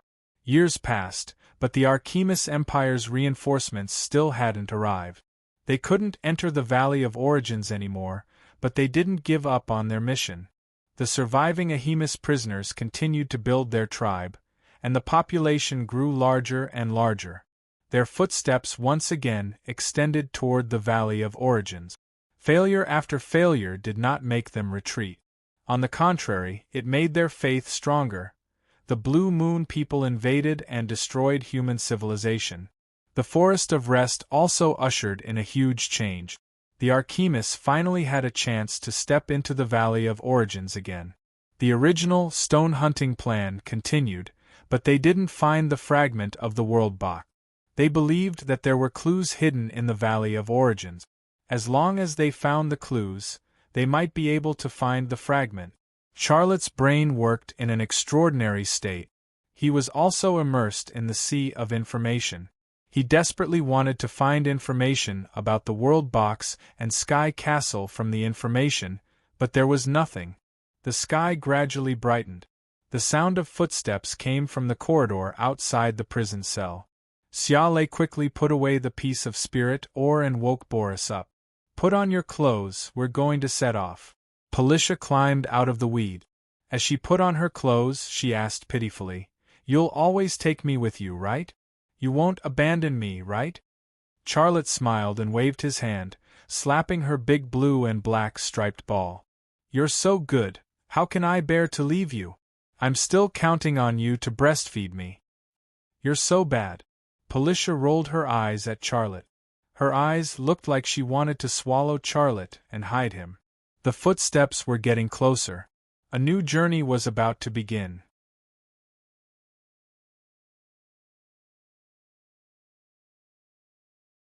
Chapter 14-17. A week later. Crackle! A bolt of lightning struck down from the dark sky, and a towering tree suddenly turned into a fireball.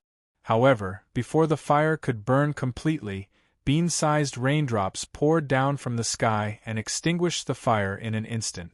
The sudden rainstorm stopped the team, and the tribal warriors and temple guards set up camp on a hillside.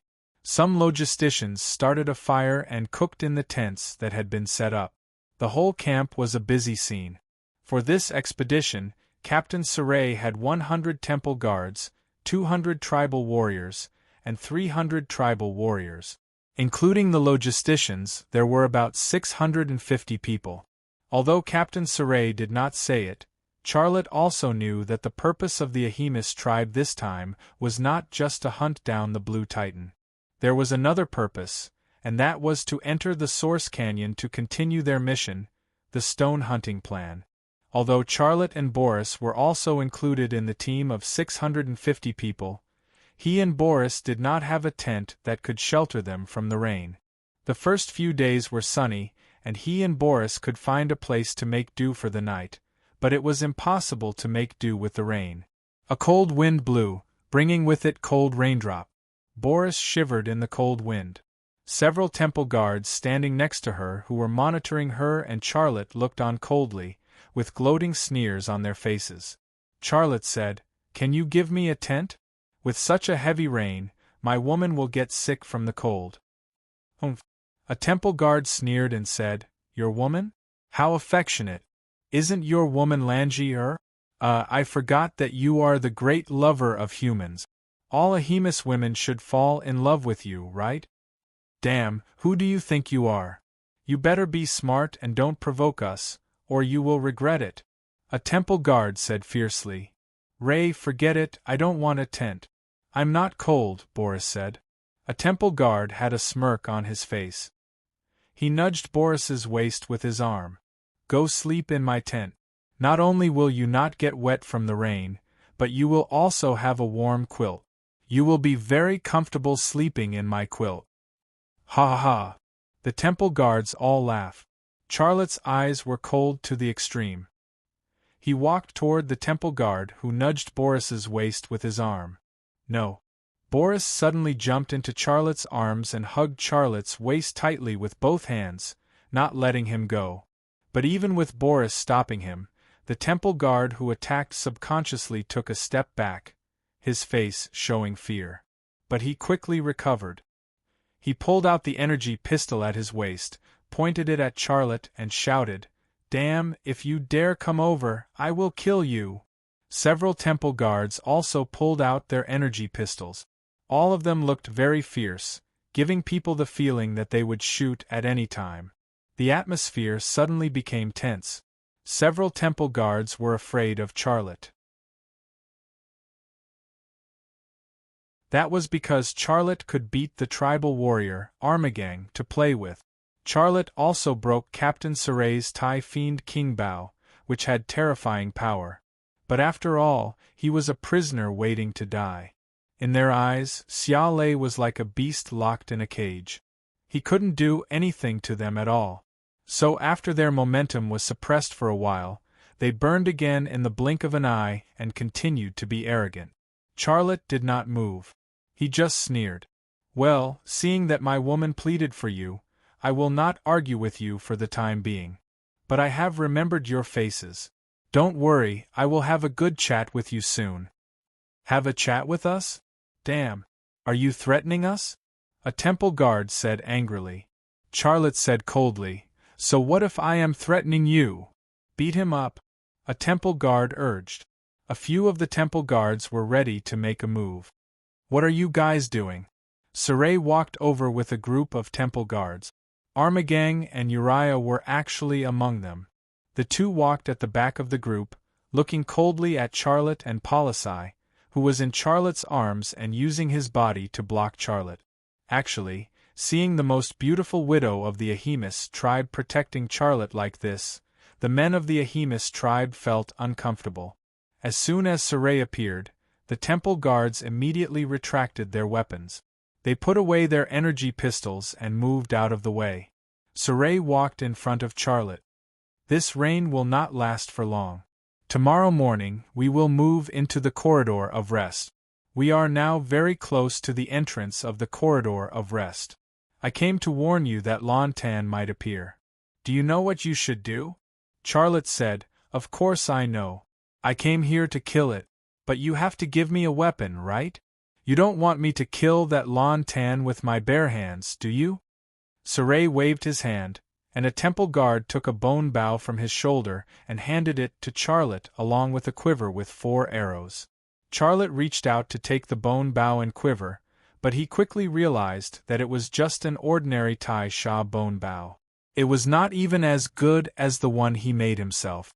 The arrows were also made of Tai Sha bone, so they were light and could not be compared to his metal arrows at all.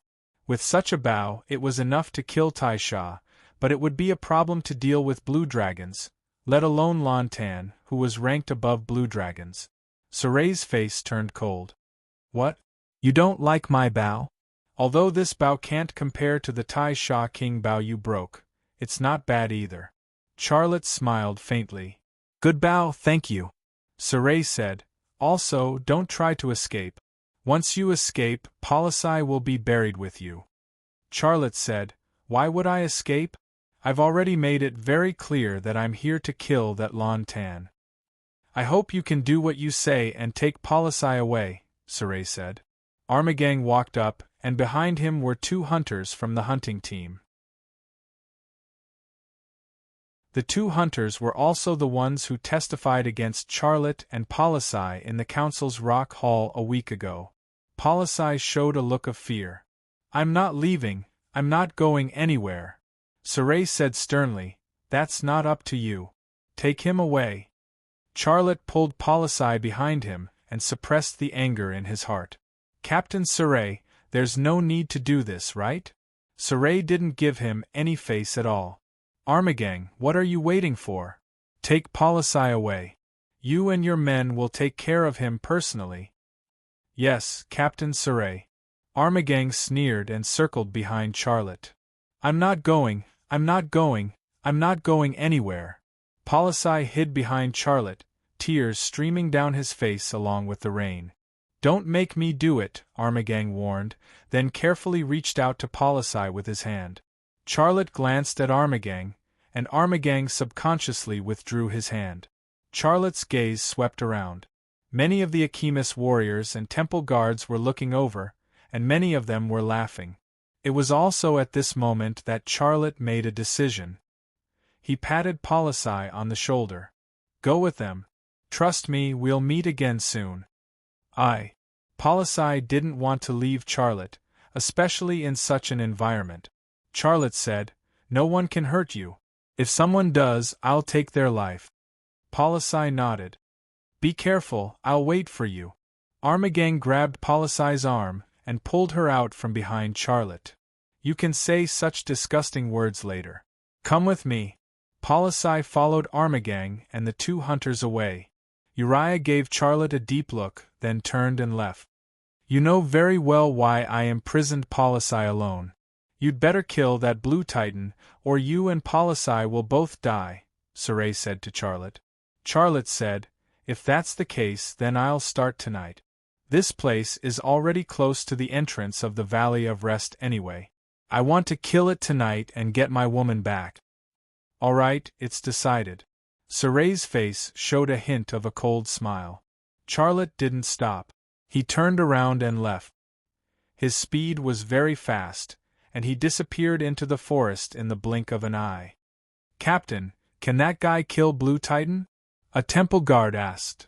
If he really has that kind of ability, then it'll save us a lot of trouble. Serene sneered. If he doesn't, with his strength, it'll take a lot of effort for that Blue Titan to kill him.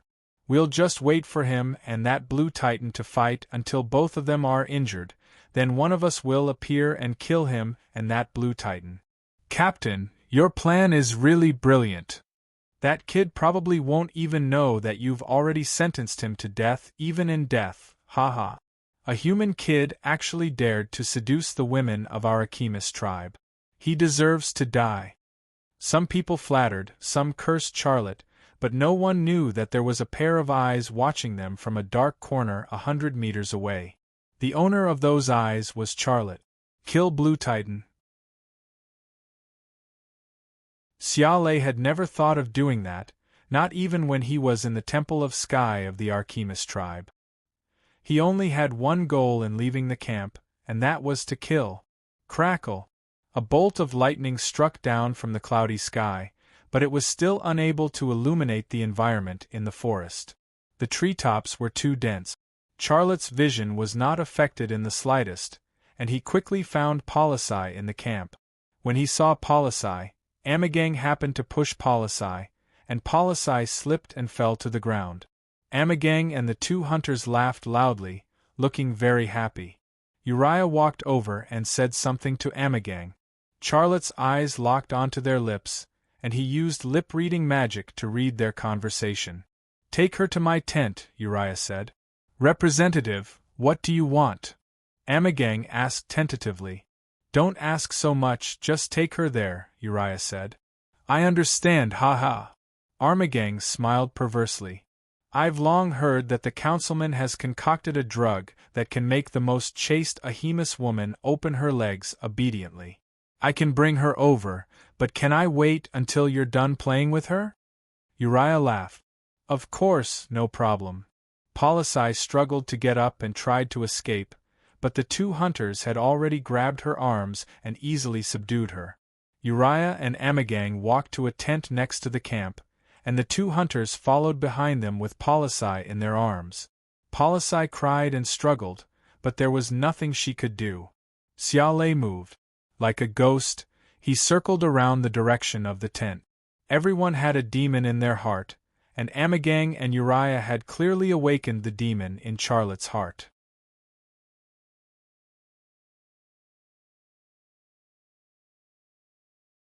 Chapter 14:18. Polisai was pushed to the ground. She cried and screamed, but no one rushed in to stop the violence that was about to happen. She was facing 4 ferocious Akhimis men. She had no hope of escaping at all. She was in despair. Damn it. You can F***CK that human brat, but you can't F***CK us? Bitch. Amar cursed. Walaya took out a bottle from a box. The bottle was half filled with a red liquid. It looked sticky and dirty. Counselor Walaya, is that a drug for women? Amar asked curiously. This is something I spent 2 years researching. After drinking it, even the most chaste Akhimis woman will become a slut that anyone can F***CK, Uriah laughed. Ah, that's fun. Amar laughed. He then ordered his 2 subordinates, why are you still standing there?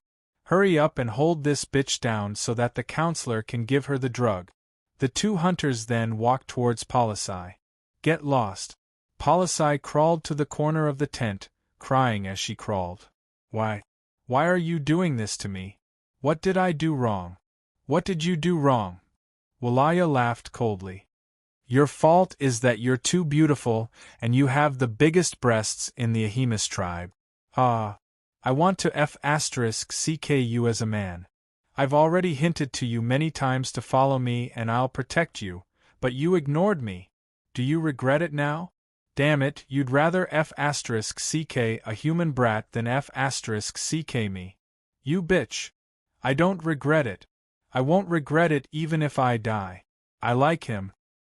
He's stronger than all of you. Polisai roared at Walaya. A hunter suddenly stepped on her ankle, and she could no longer crawl. Another hunter stepped on her wrist and secretly used a bit of strength to torture her. The pain did not make her surrender. She gritted her teeth and did not cry out. Walaya walked towards Polisai with a perverted smile. You'll know how powerful I am in a moment. Amidst the eerie laughter, an arrow made of bone suddenly tore through the canvas of the tent and pierced into the back of the hunter who was stepping on Polisai's wrist. The arrow pierced through his back and exited through his chest. Then, it flew straight towards the hunter standing opposite him who was stepping on Polisai's ankle and instantly pierced the other hunter's heart. Two birds with one stone. Blue blood splattered in the tent. The hunter who was the first to be shot had a hole the size of an egg on his back and chest. The flesh and bones in front of the arrow were all crushed by the terrifying energy of the arrow. Although the other hunter's chest did not have the same hole, the bone arrow still pierced through his heart and back, killing him in one shot.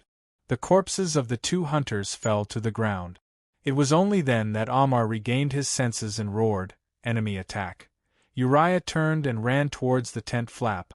Suddenly, a foot kicked out from behind the curtain, sending Uriah, who had just run to the side of the curtain, flying. Bang! Walaya smashed the box heavily, and the box shattered into pieces. Amagong roared again, "Men!" However, he realized that even though he used all his strength to shout, his voice was pitifully soft. It could not even be compared to the cry of a baby. A familiar face entered the tent. He smiled and said, "Scream. If someone hears you and comes to save you, I'll let you go." The person who spoke was Charlotte. He had killed 2 hunters from the Akimis tribe with 1 arrow, but he looked so calm. Killing people was nothing to him. It was like eating or drinking. Ammar and Uriah were stunned, their faces filled with fear. Polisai was so emotional that he cried, "I knew it, I knew you wouldn't abandon me, sob sob." Charlotte smiled at Polisai. His voice was very gentle. "What I'm going to do next is very bloody. Do you want to watch? If you don't, you can wait for me outside the tent." Polisai hesitated for a moment, then suddenly said firmly, "No, I want to watch. I want to watch you kill these 2 bastards." Xialewe nodded slightly. "Then you stay here and watch. After I kill these 2 guys, I'll take you away from here." "Go to hell, ah!" Ammar roared angrily. He pulled out a short knife from his belt and swung it at Charlotte's neck. Charlotte pushed the bone bow in his hand forward, and the white back of the bow blocked Ammar's knife. When the knife and the bone collided, sparks flew everywhere. The moment Ammar's attack was blocked, an arrow shot out from Charlotte's left hand and stabbed into Ammar's abdomen. Blue blood spurted out from Ammar's abdomen. This was not a fatal wound. The blood and pain stimulated him, and he was like an injured beast. He roared, and the knife in his hand evaded Charlotte's bow and slashed at Charlotte's neck. However, in the next second, the Typhoon bow in Xiale's hand blocked his dagger, blocking it without any deviation. Then, the arrow in Charlotte's left hand stabbed in between Ammar's legs at lightning speed. "Ah!" Ammar screamed and quickly retreated while covering the area between his legs. As he retreated, Charlotte chased after him, and the arrow in his hand stabbed out like lightning. Ammar wanted to dodge, but he could not because Charlotte's speed was always faster than him. Crack, crack, crack, every time Charlotte's left hand moved, a bloody hole would appear on Ammar's abdomen, chest, and thigh. Ammar had just retreated from the entrance of the tent to the bottom of the tent, about 3 meters away, when Charlotte stabbed him more than 10 times. Blue blood oozed out from the big and small holes on his body, drenching him. He had nowhere to retreat, but even if there was a way for the plane to take off, he could not escape. He fell to the ground. "Be careful," Polisai suddenly shouted. "Go to hell." Uriah suddenly stood up and pointed his energy pistol at Charlotte's chest. While Xia Lei was stabbing Armagang, he had already found his energy pistol. Xia Lei did not even look at him. Instead, he continued to crouch beside Armagang with the bleeding arrow in his hand. Uriah pulled the trigger without hesitation, but just as the trigger was about to ignite the energy bullet, he suddenly realized that his entire right arm was not listening to him. His right arm that was holding the gun slowly bent inward, and the muzzle of the energy pistol slowly moved toward his chest. What is going on? What did you do to me? Uriah's eyes widened. He could not believe what was happening. Fear swept over him like a tidal wave, spreading through his entire body. Charlotte still did not look at Uriah. In his eyes, Uriah was already a dead man. Pfft! Ammar spat out a mouthful of blood. He struggled to get away from Charlotte, but his body had no strength left. Charlotte pressed the arrow against Ammar's throat. Are you afraid now? Don't kill me. I was wrong. Before he could finish, the arrow in Xia Lei's hand stabbed into his throat. It did not go in all at once. Instead, it went in slowly. Ammar grabbed the shaft of the arrow, trying to stop it from going in, but his hand and the shaft were slippery with his blood. He could not hold on to it at all. He watched as the arrow slowly entered his throat. His breathing became more and more difficult. Finally, he could not breathe. Charlotte pushed forward with his left hand, and the arrow pierced through Ammar's neck. After piercing through, he yanked the arrow out. The barb on the arrowhead tore out a piece of flesh. Ammar's head tilted to the side, and his limbs began to twitch less and less frequently. Charlotte stood up and walked toward Uriah. Uriah's gun was already aimed at his chest. He used his left hand to push the energy pistol away, but his left hand was not as strong as his right hand. When Uriah saw how Xia Lei had killed Armagang and then saw Xia Lei walking towards him, he immediately broke out in a cold sweat. His fear reached its peak. Don't come over. Uriah's voice was trembling. I'm a counselor of the Chimiz tribe. You can't kill me. Let me go. I can help you put in a good word so that the council won't pursue your crimes. You can live with Polisai in the tribe, okay? Okay? Charlotte laughed coldly. I won't go easy on you, even if I have to kill your Captain Saray or your Chancellor Lingmu. No. Do you know why I left him to kill you? Uriah shook his head. Charlotte looked at Polisai. Do you want to kill him with your own hands? That was the reason why Uriah was still alive. Me? Polisai walked toward Charlotte. She was hesitant and afraid. You're too kind and too weak, Charlotte said. Kill him and start a new life. Polisai looked at Uriah and then at the bottle of red liquid on the ground. She suddenly gained courage. She picked up the dagger that Amma had dropped on the ground and walked to Uriah's side. Don't kill me, Polisai. I was wrong. I'll never do anything to hurt you again. Don't kill me. Uriah's legs were bleeding yellow liquid. He was so scared that he peed his pants before Polisai could do anything. Polisai held the knife, but she did not dare to attack. Charlotte smiled. Cut his neck. Trust me, you can do it. This is the first difficulty you have to face. Be brave, and you'll be able to face more difficulties in the future. Polisai bit her lips and nodded. Then, she closed her eyes and slashed down with her sword. The blood gushing out scared Polisai. Her whole body was trembling. Cut with your eyes open, Charlotte said. You can do it. Polisai screamed and slashed down with his knife. She cut with her eyes open, and it hit Uriah's neck. Uriah screamed again. He was on the verge of collapse. All that was left in his mind was the fear of death. Go to hell, Polisai roared. She kept waving her hand, cutting Uriah's neck again and again. Blood splattered on her face, and she looked very ferocious. This was a baptism of blood.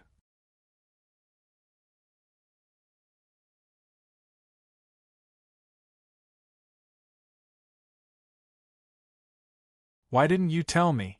It's not the first time you've schemed against me. What's wrong with me making a condition? You're not willing?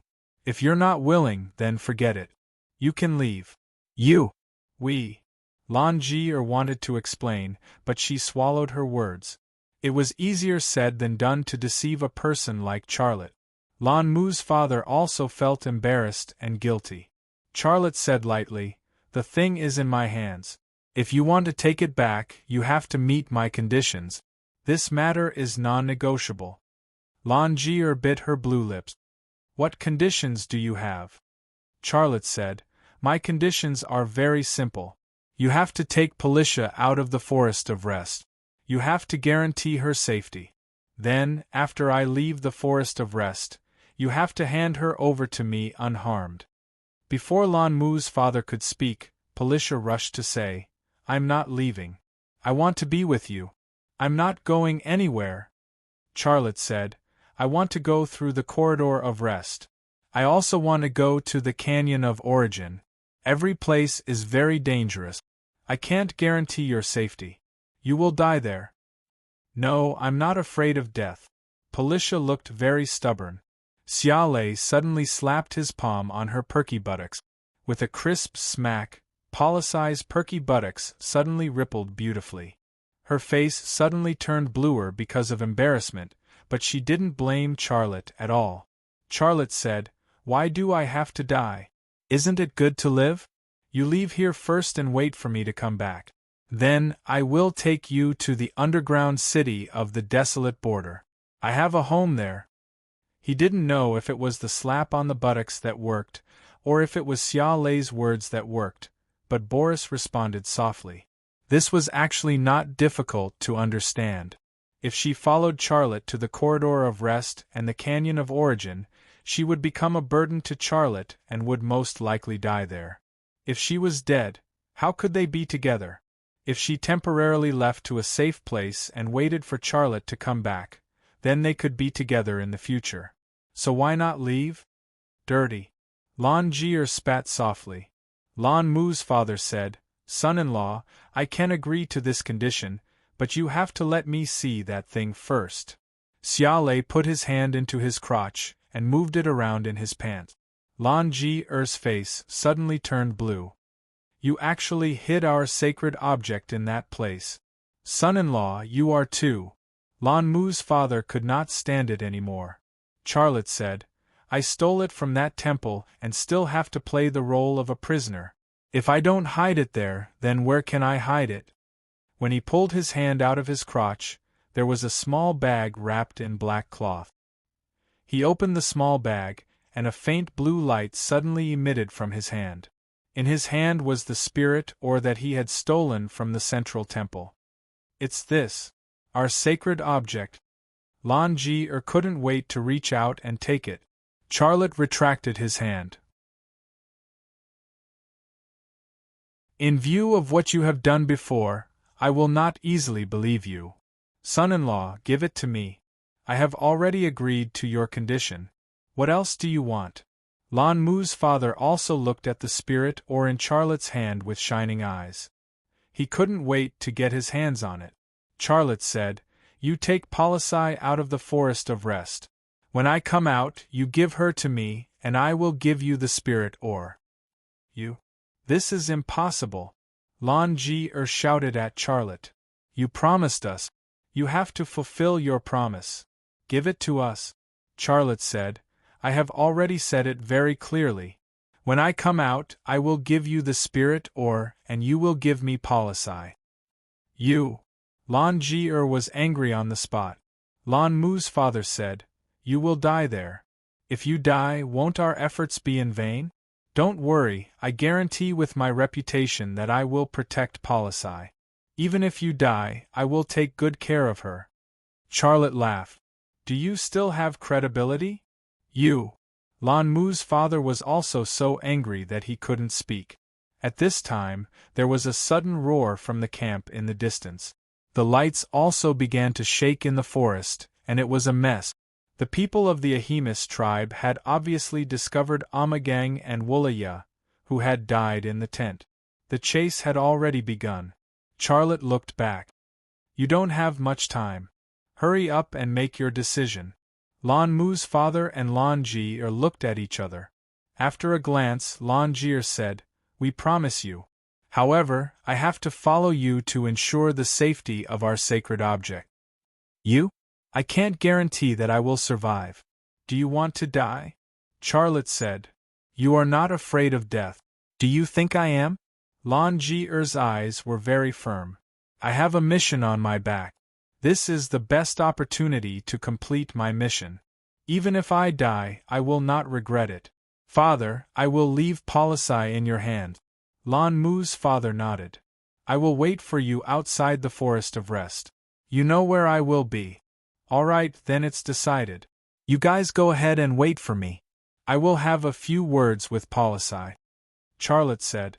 Lan Ji had a look of disgust. You are really. Lan Mu's father grabbed Lan Ji's hand and led her forward. As they walked, he said, Let him speak. It won't take too much time. Then he lowered his voice. You follow him and find a chance to steal the object. The father and daughter actually had something to talk about. Charlotte brought policy behind a row of trees. Policy looked at Charlotte with teary eyes. If you have anything to say to me, just say it. I will listen to you. Charlotte took out 2 small bottles from his pocket. Give me 2 bottles of milk. I will drink it on the way. Policy was speechless. This was what Charlotte wanted to say to him before they parted. Where did you get the bottles? Policy did not know why she would ask such a question. I got them from Uriah's tent. Hurry up and squeeze. There's no time, Charlotte urged. Policy came back to her senses. She hurriedly lifted her clothes. Holding a bottle in one hand and a large blue in the other, she began to milk the bottle. Charlotte watched as the finest blue milk flowed into the bottle. He could not help but lick his lips. Policy burst out laughing. I really don't know why you like drinking milk so much. You are just like a child. Charlotte also laughed. Your milk can make me stronger. I don't believe it, Policy said. Then she added, If you are hungry, you can eat some yourself. I will just squeeze this one. It won't be a problem to fill up your 2 small bottles. Xia Lei didn't hesitate at all. He moved closer as well. Drip, drip, drip, drip, drip, drip. The sound of the rain and the sound of drinking milk mixed together. Coupled with the faint sounds of the Akimis woman, there was no atmosphere of parting. This atmosphere of parting, this scene of parting, was simply too chaotic. Did he like Policy? Or did he love Policy? Until now, he had not seriously thought about this question. But he knew that this unfortunate and pitiful woman had given her most precious chastity to him, and even gave him milk to drink. She was so good to him, so he had to be good to her as well. This was enough. He was much better than those men who often said things like, I like you and I love you, but when they encountered danger, they would turn and run. Policy filled the 2 bottles to the brim. Xia Lei was also full and even burped. My man, I will wait for you outside the Forest of Rest. You must come to see me, or else I will come in and find you, Policy said. Charlotte nodded. Wait for me. I will be back. Policy suddenly wrapped her arms around Charlotte's neck and kissed Charlotte's lip. Don't worry, you can do it once and then separate. Lan Ji's voice was heard. I can wait for you. Policy hurriedly let go of Charlotte. Charlotte touched the back of her head and then turned to leave. This was the scene of a proper parting.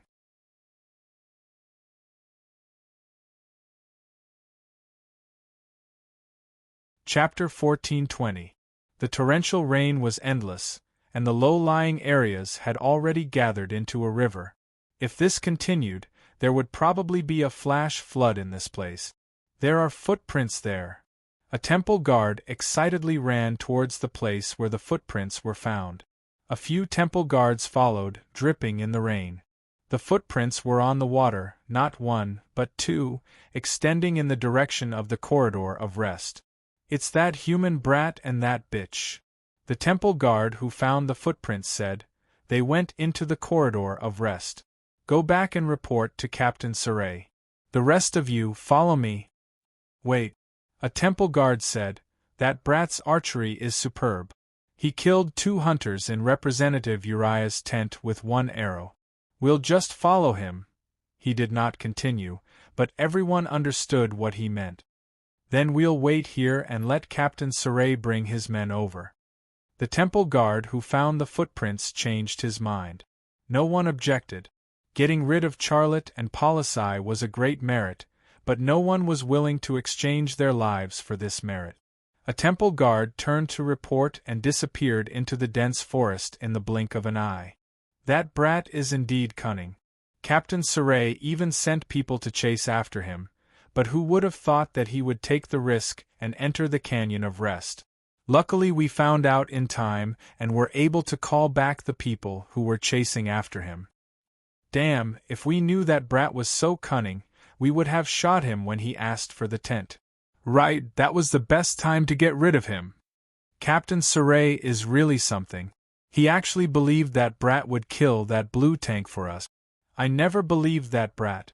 If it was me, I would have killed him first, then tortured that bitch Policy to death. These temple guards were the ones who were guarding Charlotte and Policy in the camp. If Shi Guang could start over, they would definitely shoot Charlotte without hesitation. With Policy left, they would use her to satisfy their perverted desire to torture women. But would Shi Guang start over? No. Whoosh. Just as the temple guards were talking about Charlotte and Policy, a white arrow suddenly flew out from the depths of the darkness. The air was torn in front of the arrowhead, and raindrops evaporated in front of the arrowhead. This arrow was so fast that it was impossible to follow its trajectory with the naked eye. The sound of the wind and rain was its best cover. Screech. The temple guard who first discovered the footprints was pierced through the chest by an arrow. Even his Tai Sha beast leather armor couldn't stop the arrow from penetrating. The huge impact also lifted his body off the ground. He flew 2 meters and hit a tree trunk.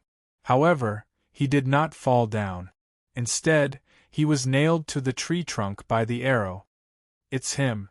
A temple guard shouted in horror, then raised his gun and aimed in the direction of the arrow. Screech. Without waiting for him to fire a shot, his body flew up from the ground and fell into the rainwater ditch after flying a distance in the air. The rain carried his body downwards. Rumble! An energy bullet exploded in the forest, and the light from the explosion could be seen from afar. Whoosh! The temple guard who fired the shot was also nailed to a tree. The remaining 2 turned around and ran. Whoosh whoosh! 2 ancient arrows flew over, and 2 more corpses appeared on the ground. The battle had ended so suddenly. Lan Ji rushed out from her hiding place and ran toward the corpses. What are you doing? Charlotte also appeared from his hiding place. Those guys are temple guards. They receive a lot of money every month.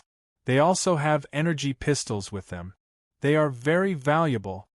As she spoke, Lan Ji had already started searching the corpses. Charlotte smiled bitterly. He felt that he had asked in vain. He hung the Tai Sha bone bow that Sar had given him on a tree branch, along with the remaining 4 arrows in the quiver. He used his saber to carve a sentence on the tree branch in Ahimis language. Captain Sar, thank you for your bow and arrows. I used them to kill your men. If you want revenge, come to the corridor of rest to find me. My destination is the Canyon of Origin. If you can get there alive, we will meet. I will personally cut off your head. When Charlotte finished carving, Lan Ji had already finished searching the corpses and returned. She saw Charlotte's words on the tree branch and curled her lips. Boring. Are you afraid that he won't know where we are going? Sar is the captain of the Ahimis tribe's armed force. He has hundreds of men with him. Also, why did you let one go just now? Wouldn't it be better to kill them all? That guy also has an energy pistol and a lot of money. Charlotte put away his saber, carried his equipment bag, and walked toward the corridor of rest. Hey! I'm talking to you. Are you mute? Lan Jie chased after him. Xiale said, "The reason I left one alive was so that he could tell Saray where we went. The reason I left those words was to make Saray lose face in front of those tribal warriors and temple guards. That way, he would be determined to hunt me down." "Are you crazy? He has hundreds of men with him. Can you kill them all?" Charlotte smiled. "I don't want to kill all of them. I just want them to help us fight a safe path." Lan Jie was stunned. You are the most cunning person I have ever met. You want to use Sar and his men as cannon fodder, right?" Charlotte smiled. "Sar uses me as cannon fodder. Why can't I use him and his men as cannon fodder? On the way to the Canyon of Origin, we will have to deal with more than one Blue Titan. If you use Sar and his men as cannon fodder, do you want to fight your way there with me? Did you and Polisai really get together? Aren't you changing the topic a little too inexplicably?" "We are talking about a plan of life and death. You guys have only been together for a few days. Isn't your self-control a little too bad? I don't want to talk about this with you. Do you like coquettish women? Did she seduce you or did you lie to her? How many times did you sleep? Can you stand it?" This was Charlotte's adventure to the corridor of rest. He suddenly wanted that Blue Titan to suddenly rush out at dawn. The rain finally stopped. The mountain torrent did not erupt, but the road was getting harder and harder to walk. After a sleepless night of trekking, Charlotte and Lan Jie finally arrived at the corridor of rest. In front of them was a long and narrow valley, with endless mountains on both sides. Under the cover of the morning sun, a thin mist lingered. Occasionally, the roar of a ferocious beast could be heard from the depths of the forest. That roar was suspected to be the roar of the blue dragon. That roar suddenly reminded Charlotte of an old friend of his, the blue dragon Sunflower. He thought of the direction of the mountain where the roar came from and roared. "Roar!" Lan Jie suddenly pounced on him and covered Charlotte's mouth. "What are you doing? Do you want to lure the blue dragon or that Blue Titan over?" Charlotte did not roar anymore. He suspected that it was the roar of the blue dragon, but the blue dragon that made the roar might not be Sunflower. If another blue dragon rushed over and lured that Blue Titan out, it would be terrible. Lan Jie released her hand from Charlotte's mouth. "Don't drag me down if you want to die. This forest is not as simple as you think. The Ahemus tribe is only in the safest 4th region. This is the territory of the Blue Dragon in the 3rd region. I don't know why that Blue Titan came here, but I don't want to meet it. There's a spirit mine in the corridor of rest. That Blue Titan is probably coming for that spirit mine. Let's go there and take a look. There might be some unexpected gains." Charlotte looked into the depths of the corridor of rest. He had obtained a lot of information from that spirit ore, including the specific location of that spirit mine. "Are you really going to provoke that Blue Titan?" Lan Jie glared at Charlotte. "What do I have to say to make you understand?" Charlotte was already walking in that direction. "You can go back. I won't force you to stay. Then give me that spirit ore. Don't even think about it." Lan Jie waved her fist at Charlotte, but still chased after him. She had no choice. At the bottom of the narrow valley was a river. Last night's rain had turned the river muddy, and the waves slapped against the rocks with a rumbling sound. Charlotte brought Lan Jie along the rocky beach by the river and walked deeper into the canyon. Every time they walked, he would leave a scratch on the rocks with his saber. At the beginning, Lan Jie would secretly flip the rocks over or throw them into the water. But after Charlotte picked those huge rocks that weighed thousands of kilograms to mark, she had no choice. Roar! The roar of a ferocious beast came from the top of the mountain above the canyon. This time, Charlotte was sure that it was Blue Titan's voice, and it sounded a little like the voice of the blue dragon Sunflower. He looked in the direction of the sound, but even with his vision and his ability to see through the dense forest, he couldn't see through it to find the target. Charlotte didn't respond because he was low and had nothing to hide. If it was the blue dragon sunflower, it should have already seen him. He thought to himself, if only it was the sunflower. It could take me through the 3rd district smoothly. As for that blue titan, leave it to Serene and his people to deal with. That guy is following us. Lan Ji-er's reaction was very nervous. If we meet the blue dragon, you will protect me, right? You have so many energy pistols on you. Do you still need me to protect you? Charlotte said with a smile. Have you ever shot a blue dragon without an energy pistol? Lan Ji-er suddenly asked. Charlotte was slightly stunned. No, why do you ask? Lan Ji-er said. No, it's not strange for you to say something like that. The blue dragon's scales have the ability to absorb energy, and the blue moon people's energy pistols are useless. The blue moon people never enter the forest of rest, and this is a very important reason. The blue dragon's scales have the ability to absorb energy? Charlotte was very surprised. What about Blue Titan? Blue Titan doesn't have that ability. That ability is unique to the blue dragon. The blue dragon is the guardian of this forest, Lan Ji-er said. Although the blue dragon is not as powerful as Blue Titan or the rock spirit, and is ranked 3rd among the 4 great beasts of the Forest of Rest, neither the Blue Titan nor the Rock Spirit will take the initiative to attack the Blue Dragon. If the Blue Dragon mistakenly enters their territory, they will warn first and only attack as a last resort. Why is that? Charlotte was even more curious. Lan Ji-er shook her head. I don't know. The Ahimas have lived in this forest for more than 3,000 years. But we still don't know much about this forest. Also, I don't understand why the Blue Moon people destroyed human civilization but never touched the Forest of Rest. Charlotte suddenly thought of the energy tree. Could it be that it gave the blue dragon special abilities and status?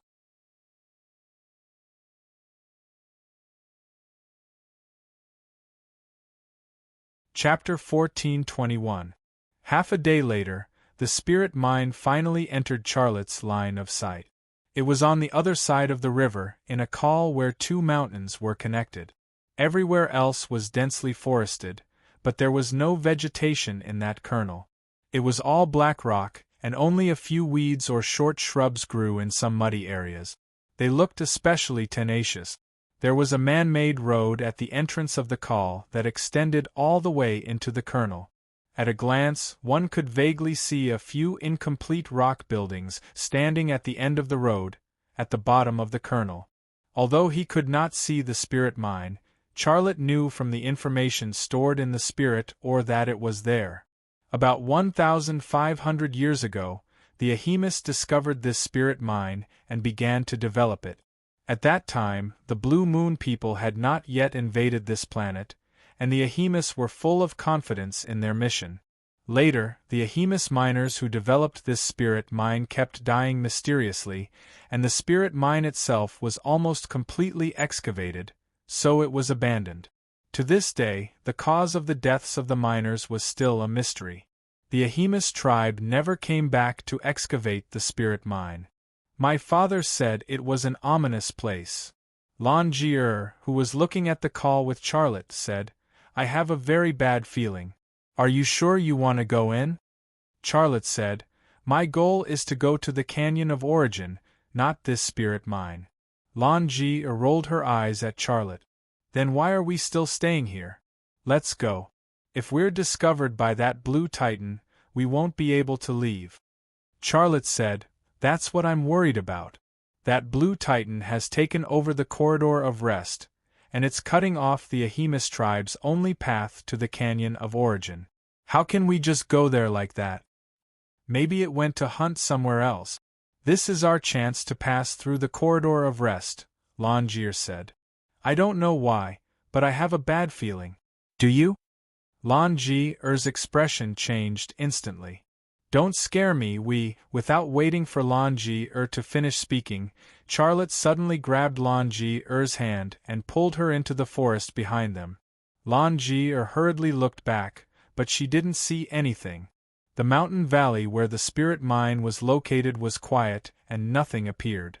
Nothing rushed out of the forest on either side of the Colonel. Charlotte's reaction was more like a sudden lunatic.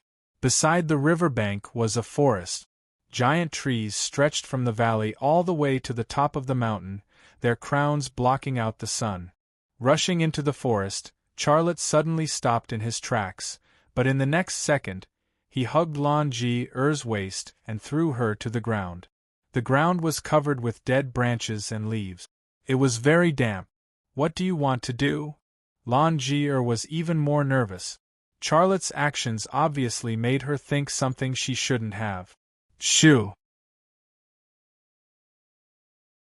Charlotte covered her mouth and began to kick the dead branches and leaves on the ground. He said, "Quick, use the leaves to bury yourself." Lan Ji was stunned for a moment, but she quickly reacted. She imitated Charlotte's actions and used her feet to kick the dead branches and leaves on the ground. At the same time, she used her hands to cover herself with the dead branches and leaves. The two of them quickly used the dead branches and leaves to bury themselves. Lan Ji originally left a pair of eyes outside, but Charlotte grabbed a handful of leaves and covered her eyes. Just as Charlotte's hand went into the dead leaves, a blue beast suddenly rushed out of the call across the river. In fact, it was not accurate to use the word beast to describe it. The word monster was more appropriate. It weighed at least 50 tons, and its limbs were as thick as the pillars of a building. It could trample a Tai Sha into meat paste with one foot. With such weight and such limbs, every step it took shook the ground, causing the earth to tremble. It looked like the Qilin from Eastern mythology. It had a lion's head and antlers, but it did not have dragon scales. Its skin was very smooth like a blue jade agate. Its front limbs and head were about 6 meters tall, and the length of its head and tail was about 10 meters. The thickness of its back was about 3 meters. It was a true colossus. Just its body gave people a mountain-like pressure. Who would have the courage to fight such a colossus? It was Lan Tan, the second-ranked beast in the Forest of Rest. Charlotte's gaze pierced through the dead branches and leaves that covered his face. When he saw Lan Tan rushing out of the call, he could not help but feel fear in his heart. When he entered the Forest of Rest, Lan Ji had described Lan Tan to him. She said that Lan Tan could climb trees and rocks like an ape, and its sharp claws could easily break a towering tree. At that time, he did not believe it, but now he believed it. However, he still did not understand how such a huge Lan Tan could climb trees. A normal tree would not be able to support its body that weighed dozens of tons. Although Lan Ji could not see Lan Tan, the trembling of the ground still made her tremble in fear. Charlotte was also very nervous and afraid. However, he still reached out through the dead leaves and grabbed her hand.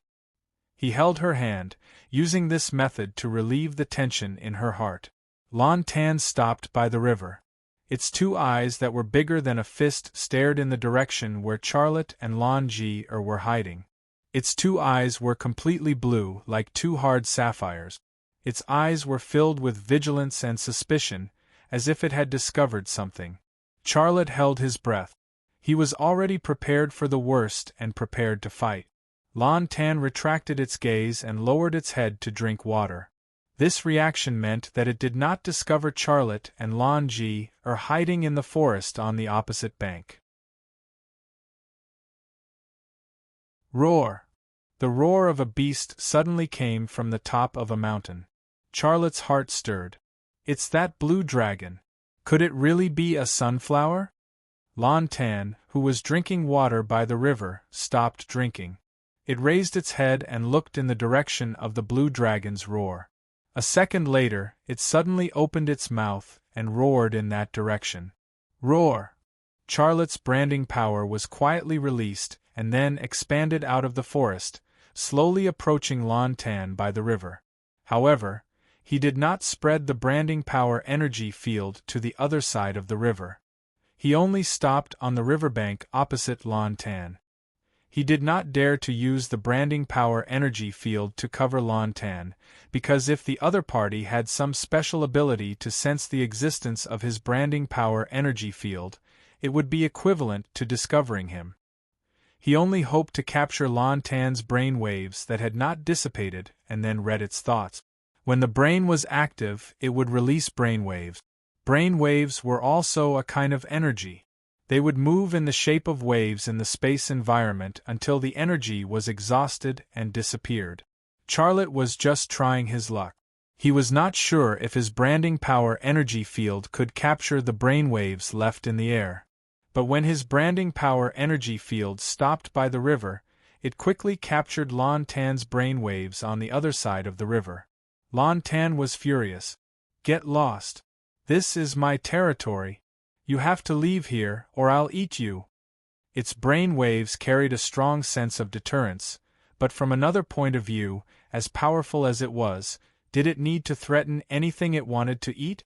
This deterrence also meant that it did not want to fight the target it wanted to deter, and the only target it was unwilling to fight was the blue dragon, other than the rock spirit, which was ranked first in the Forest of Rest. Roar! Roar! The blue dragon's roar was not one, but a long string. Unfortunately, the blue dragon's roar was not a brain wave. Charlotte could hear its voice, but he could not read its thoughts. Roar! Roar! Lon Tan's roar was also a long string. Lon Tan's brainwaves once again entered the branding power energy field. "Don't provoke me again. I don't believe in the will of the Queen of Rest. I only believe in my strength. I am the king here, and the flying bird has already told me where you are. Get lost, or I will tear you to pieces." Charlotte's heart moved. The will of the Queen of Rest? Is it really the sunflower? What did it say to Lon Tan? The blue dragon's voice disappeared and no longer came. It seemed to have really left, unwilling to be enemies with Lon Tan. Lon Tan turned and left, running into the kernel. The rumbling footsteps sounded again, and the earth trembled. It was the winner of the confrontation with the blue dragon in the air. Charlotte retracted the branding power energy field and then lifted the dead branches and leaves covering his body. Lon Jir also got up from the pile of dead branches and leaves, her forehead covered with sweat. She gasped for breath, still in shock. Did it leave?" Charlotte said, "It left. It went back to the spirit mine." "Then let's get out of here quickly." "I don't want to stay here for a moment," said Lon Jir. Charlotte shook his head. "You're wrong. If we don't get rid of it, we won't be able to leave at all." "Didn't it go back?" Lon Jir was puzzled. Charlotte said, "It's the king here, and all the beasts have to obey it. Whether we walk through the woods or the river, we can't avoid the sight of birds and animals. Those animals will tell that Lon Tan, and then you know what will happen." "Birds and beasts will tell?" "I don't know how it does it, but it's true. Didn't you say that although you Ahemus have lived in this forest for more than 3,000 years, your understanding of it is quite limited?" Lon Jir was silent for a moment before saying, "Then what do we do now? We'll be in danger if a bird finds us. Are you sure we still want to go to the Canyon of Origin? Let me tell you, there's only one Lon Tan here. Once we enter the second area, we'll encounter more Lon Tan. Even if we break through the second area, we'll still have to face the most powerful rock spirit." "Why don't you go back?" Charlotte said. "You," Lon Jir said angrily, "give me that spirit ore and I'll go back." Charlotte took out the cloth bag containing the spirit ore and placed it on Lon Jir's thigh. "Take it. You can go. I hope you and your father can fulfill your promise to me and protect Polisai." Lon Jir couldn't wait to open the cloth bag. After confirming that it was real, she was stunned again. After a long while she said, Why did you change your mind?" Charlotte said, "I knew that this journey would be full of danger, but I thought that the danger would be within my control. But after seeing this Lon Tan, I don't have much confidence. You can go. You don't have to die with me." "You're a good person." Charlotte smiled. "Don't tell me you're saying that I'm good. You can go. If I die, please help me bring Polisai to the underground city. She's a homeless woman. My home in the underground city is a good home for her. If you want to bring her yourself. I won't bring her to your home. Lan Jir said, I want to go to the Canyon of Origin with you. You? I've changed my mind. It's rare to have someone like you bring me to the Canyon of Origin. This is the best opportunity to unlock the secrets of the Canyon of Origin. How can I miss it? Lan Jir said. Charlotte suddenly realized something. You lied to me. Give me the spirit stone. Lan Jir suddenly pulled open her collar and stuffed the spirit stone into her deep cleavage. If you have the ability, then come and take it. But if you dare to reach out, I'll call out and lure out that Lantan. We'll die together. Charlotte.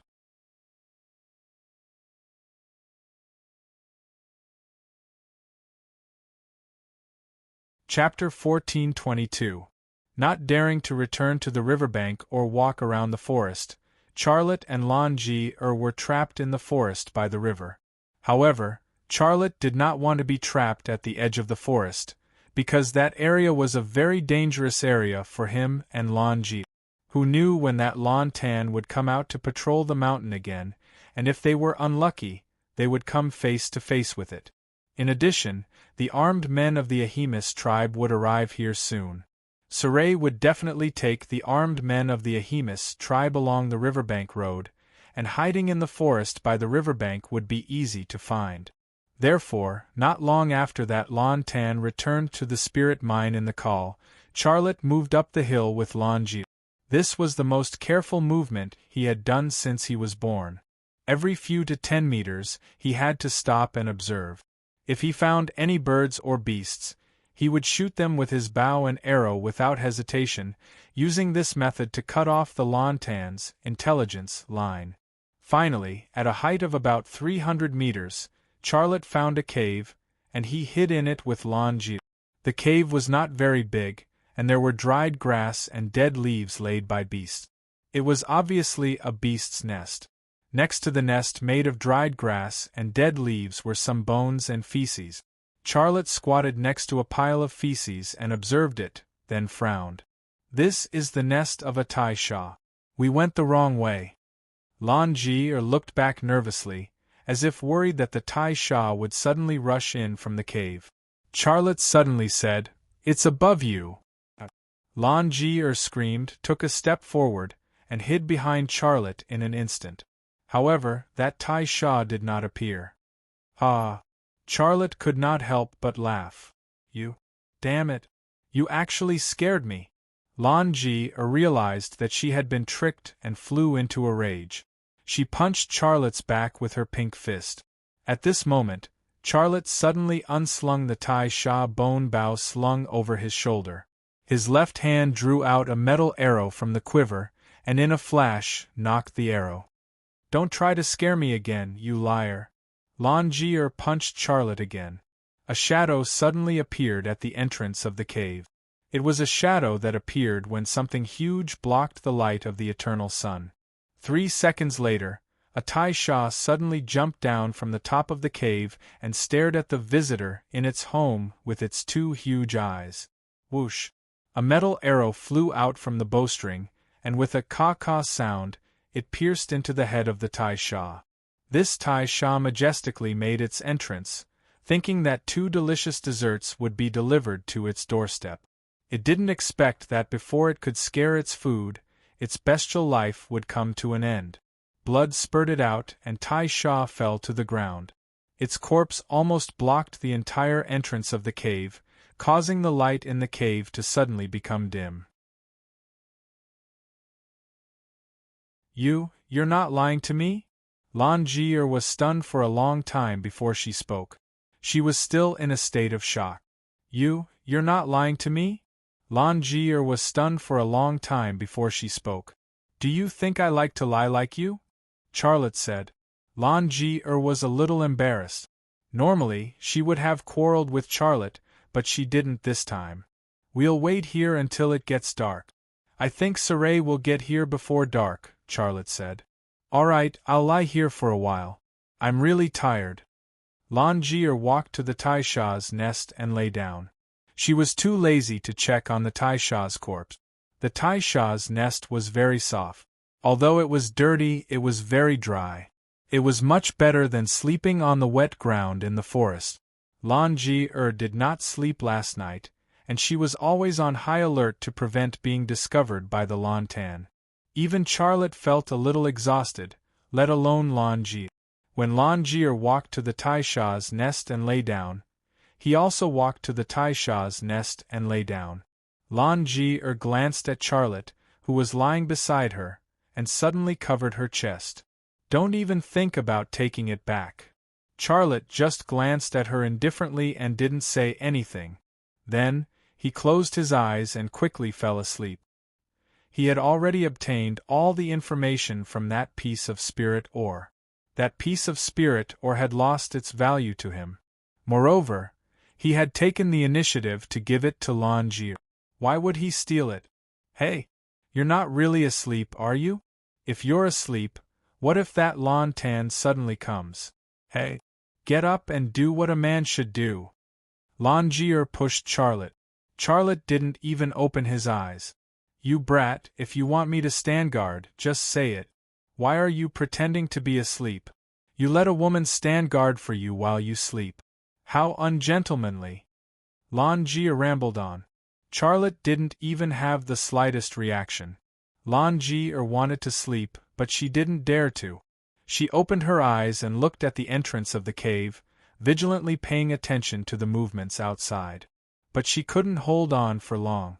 Slowly, she also closed her eyes in a daze. She had a dream.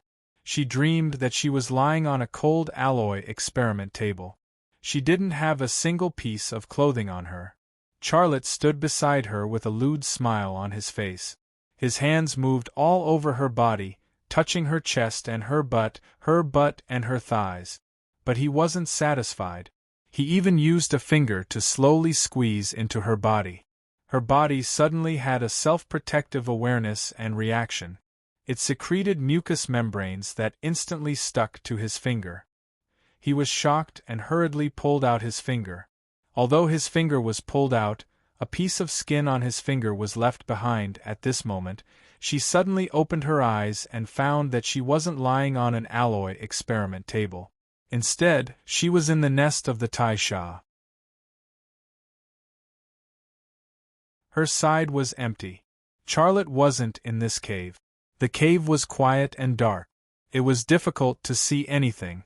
The sky outside the cave was dark. The cold wind blew through the trees on the hilltop, making a rustling sound. She realized that she had unknowingly slept until the sky turned dark. Charlotte wasn't by her side. Lan Ji-er suddenly became nervous.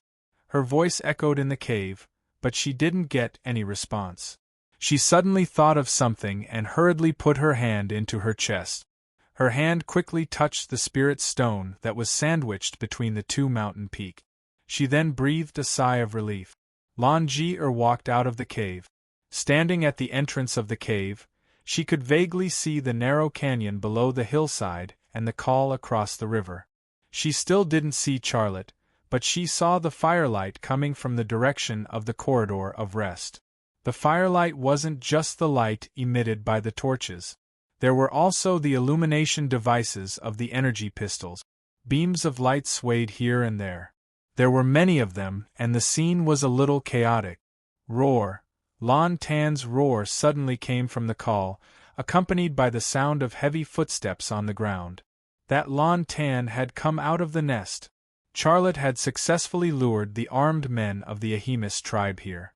A battle was about to begin, but where was Charlotte, who had lit the fuse? Lan Ji-er subconsciously turned and ran. Whoosh! A hand suddenly reached out from the withered leaves beside Lan Ji-er and grabbed her ankle. With a fierce pull, she fell to the ground. Without waiting for her to resist, the person hidden in the withered leaves flipped over and pressed down on her, firmly pressing her to the ground. Ugh ugh! Lan Ji-er's mouth was also covered, and she couldn't make a sound. There was also a stench coming from her nostrils. It was the stench of taisha's feces, and it made her want to vomit. Don't make a sound, or else we'll die here. Charlotte's voice sounded in her ear. It was very soft, but it was enough for her to hear it clearly. Charlotte let go of Langier's mouth. Langier suddenly hooked her hand around Charlotte's neck and bit his ear. From her tongue came a string of sounds that only Charlotte could hear. "The next time you press me down like this, I'll bite off your ear. Also, you really stink. The smell of Taisha's feces can chase away wild beasts. You better put some on too, or else I can't guarantee your safety," Charlotte said. "I don't want to," Langier said. "While they're fighting, we'll escape from here." "No, when they start fighting, we'll go take a look at the spirit mine," Charlotte said. "Ah." Langier was dumbfounded. Charlotte's gaze moved in the direction of the colonel. "I have a feeling that Lon Tan wouldn't come here for no reason. It must have discovered some secret in that call, or there's something it wants in that spirit mine. I'm very curious about the reason that Lon Tan stayed here. Aren't you curious?" Langier also shook her head like a rattledrum. Xiale said, "The Ahemus tribe mined that spirit mine 1,500 years ago. Towards the end of the mining period, miners kept dying mysteriously. In addition, the spirit mine itself was almost completely mined, so it was abandoned. You're also an Ahemus. Aren't you curious?" Langier's head was still shaking like a rattledrum. Charlotte shrugged. "Whether you go or not, I'm going to take a look." Langier glared at Charlotte. "You're really—" Before she could say anything, a deafening roar suddenly came from the colonel. That was the roar of that Lon Tan. Its sprinting figure had already stopped at the colonel. The Lon Tan's voice echoed in the canyon. It was even louder than a bell. The response of wild beasts came from the canyon. Some were on top of the mountain, some were in the dense forest, some were in the depths of the canyon, and some were even at the bottom of the river. Different beasts, different cries. At this moment, their voices reverberated in the canyon. The aura was like the roar of a magnificent army before they charged. That Lon Tan was calling out to its people. Saray brought more than 600 people with him. They were also carrying top-notch cold weapons and energy weapons, and all of them were dressed to the teeth. In the eyes of Saray and the armed men of the Ahemus tribe, even if Charlotte escaped, their strength was enough to kill that Lon Tan and open up the passage to the Canyon of Origin. But now, whether it was Saray or the armed men of the Ahemus tribe, they would never have thought that they were not facing a Lon Tan, but a kingdom of beasts ruled by a Lon Tan. Rumble, the deafening sound of hooves converged at the bottom of the canyon from different directions. Soon, all kinds of wild beasts appeared at the bottom of the canyon. They frantically ran towards that Lon Tan. Then, birds of all sizes appeared in the sky. They flapped their wings and flew, letting out sharp cries, and also converged at that colonel. The Lon Tan army was gathering. Langier's mouth was wide open, unable to close it. But at this moment, Charlotte grabbed a soft, smelly lump from somewhere and wiped it on her face and neck.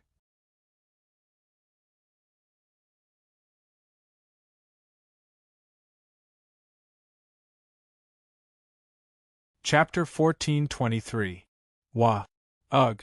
The strong stench almost made Langier faint. She opened her mouth and started to vomit. Charlotte suddenly covered her mouth with the hand that had just smeared feces on her. At that moment, the stench was not just a smell, but a smell. She even had the urge to kill Charlotte. But at that moment, the ground under her but suddenly shook, followed by the rumbling sound of hooves. It was not just one beast, but a large group of them. Fear instantly invaded every nerve in her body. She was so nervous that she clamped her legs together. Boom, boom, boom. A group of beasts that looked like bison ran past the cave. The closest one to Charlotte and Langier was only a few meters away. Langier and Charlotte could even smell the smell coming from it. When the beast ran past Charlotte and Langier, it suddenly stopped and looked back. In its eyes, there was only a pile of dead leaves. There was nothing else. It sniffed with all its might, and a foul smell immediately entered its nostrils. The stench of Tai Sha's feces seemed to remind it of where it was. It did not dare to stay, so it turned and ran away. Charlotte then climbed down from Langier's body. Langier gasped for breath. Actually, it was not only her. Charlotte was also covered in cold sweat. If it was just facing a group of beasts that looked like bison, Charlotte was not afraid at all. But now was an unusual time when the two armies were at war. If Lon Tan found out that he and Langier were here, it might order an army of beasts to kill them. Then, it would be terrible. All of a sudden, Langier crawled out from the pile of dried leaves and pounced on Xia Lei. Her hands and legs locked together, like a beautiful vine wrapped around Charlotte's body. Charlotte said in surprise, "What are you doing? Don't mess around."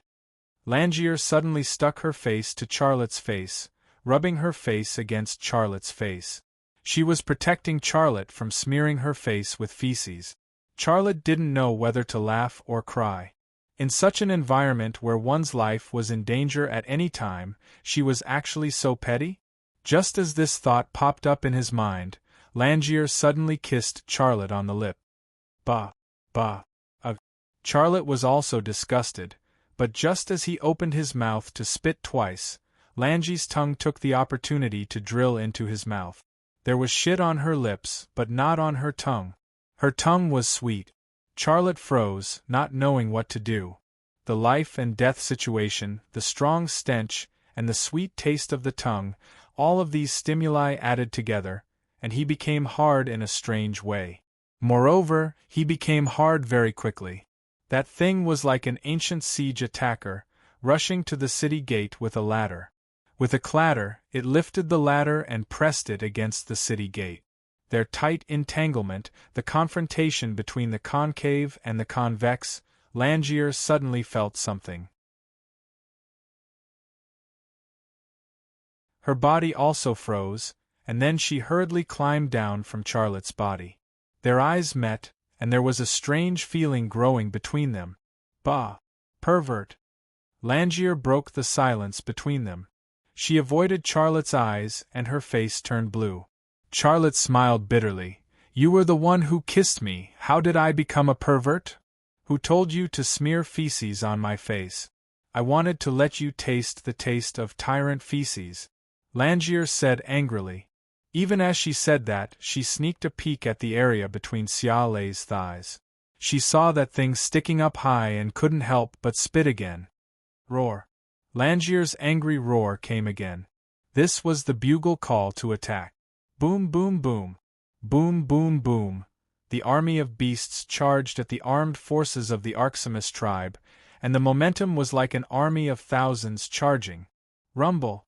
Energy bullets exploded in the canyon, and the flames soared into the sky. Rock fragments whizzed everywhere. There was no need for negotiation before the battle.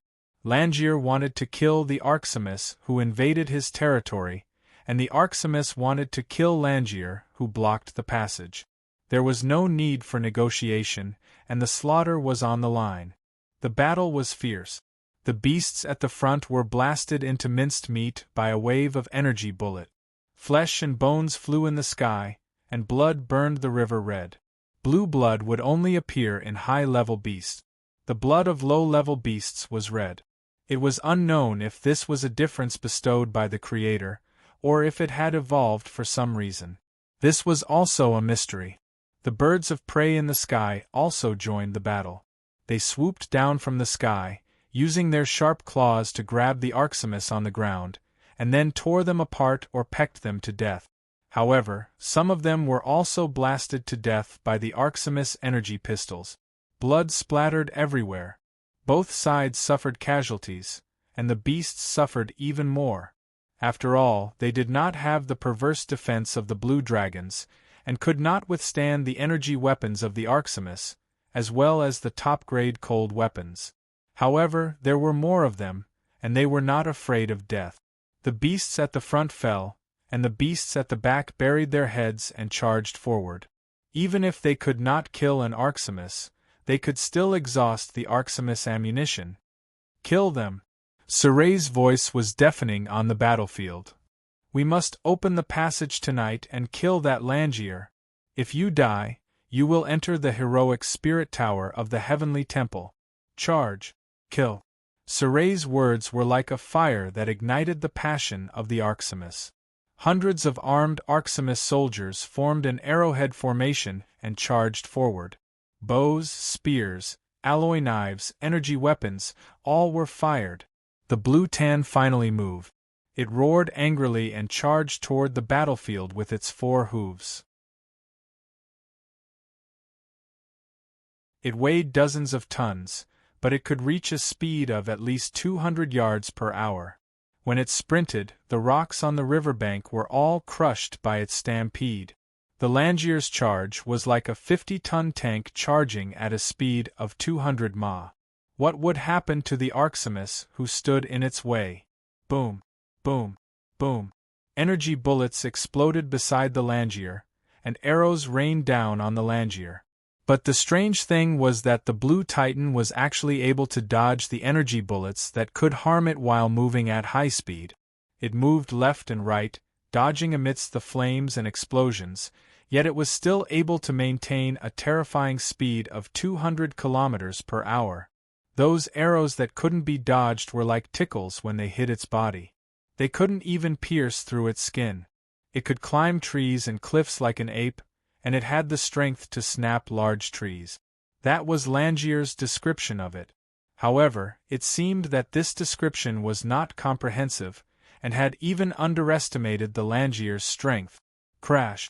The Langier charged into the arrowhead formation of Arximis in the blink of an eye. The arrowhead, formed by the most elite temple guards, immediately collapsed.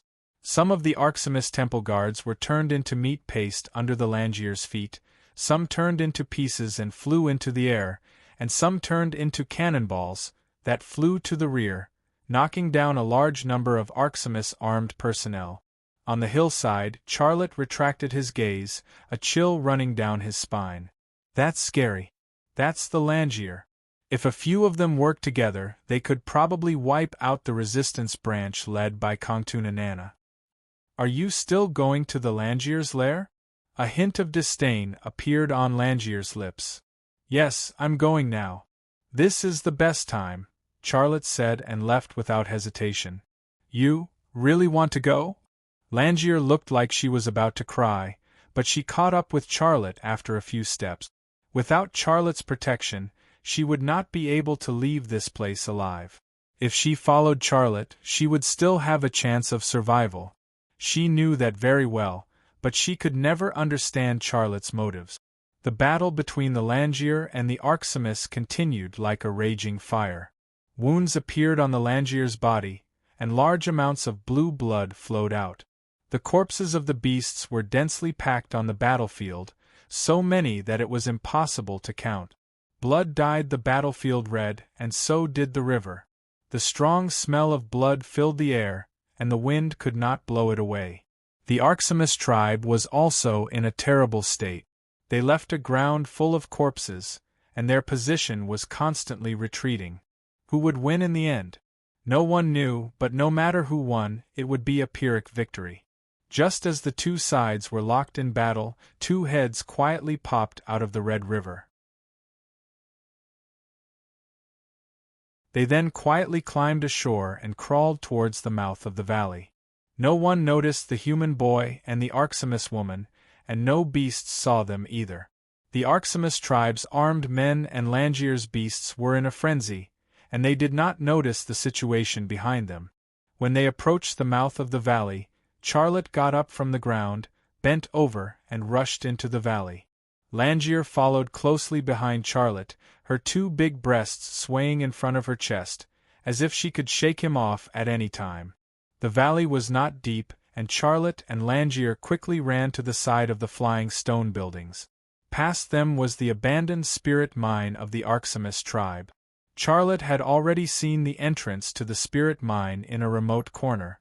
It looked like the entrance to a coal mine, but there were no tracks and it was bigger. Xia Lei did not hesitate. He walked towards the entrance of the mine. Langier suddenly reached out and grabbed him. I'll ask you one last time. Are we really going in? If we go in, we might be blocked by the returning Langier. Charlotte looked back at Langier. This is the only chance. I won't give up. I came to the Forest of Rest to unravel its secrets. If I want to go in, you can leave. Humph. You're saying this to me again. I'm not a coward. If we die together. Langier let go of Charlotte's hand and strode towards the entrance. Charlotte was stunned for a moment, then smiled bitterly and followed behind Langier into the cave. Langier turned on the illumination device of an energy pistol, and the bright light shone into the depths of the cave. Blue rocks could be seen everywhere in the tunnel, and they reflected the light of the energy pistol. The tunnel was suddenly filled with white and blue light, and it gave off a dreamlike feeling. If one of these blue rocks was taken back to Earth, it would definitely be the best sapphire, and there was no market for it. But in this place, they were worthless. The two gradually went deeper, and they could no longer hear the explosions and roars of the beasts in the valley. You're tuning in to the Phoenix Nights YouTube channel. Don't forget to subscribe and join us on this journey to catch the most captivating stories.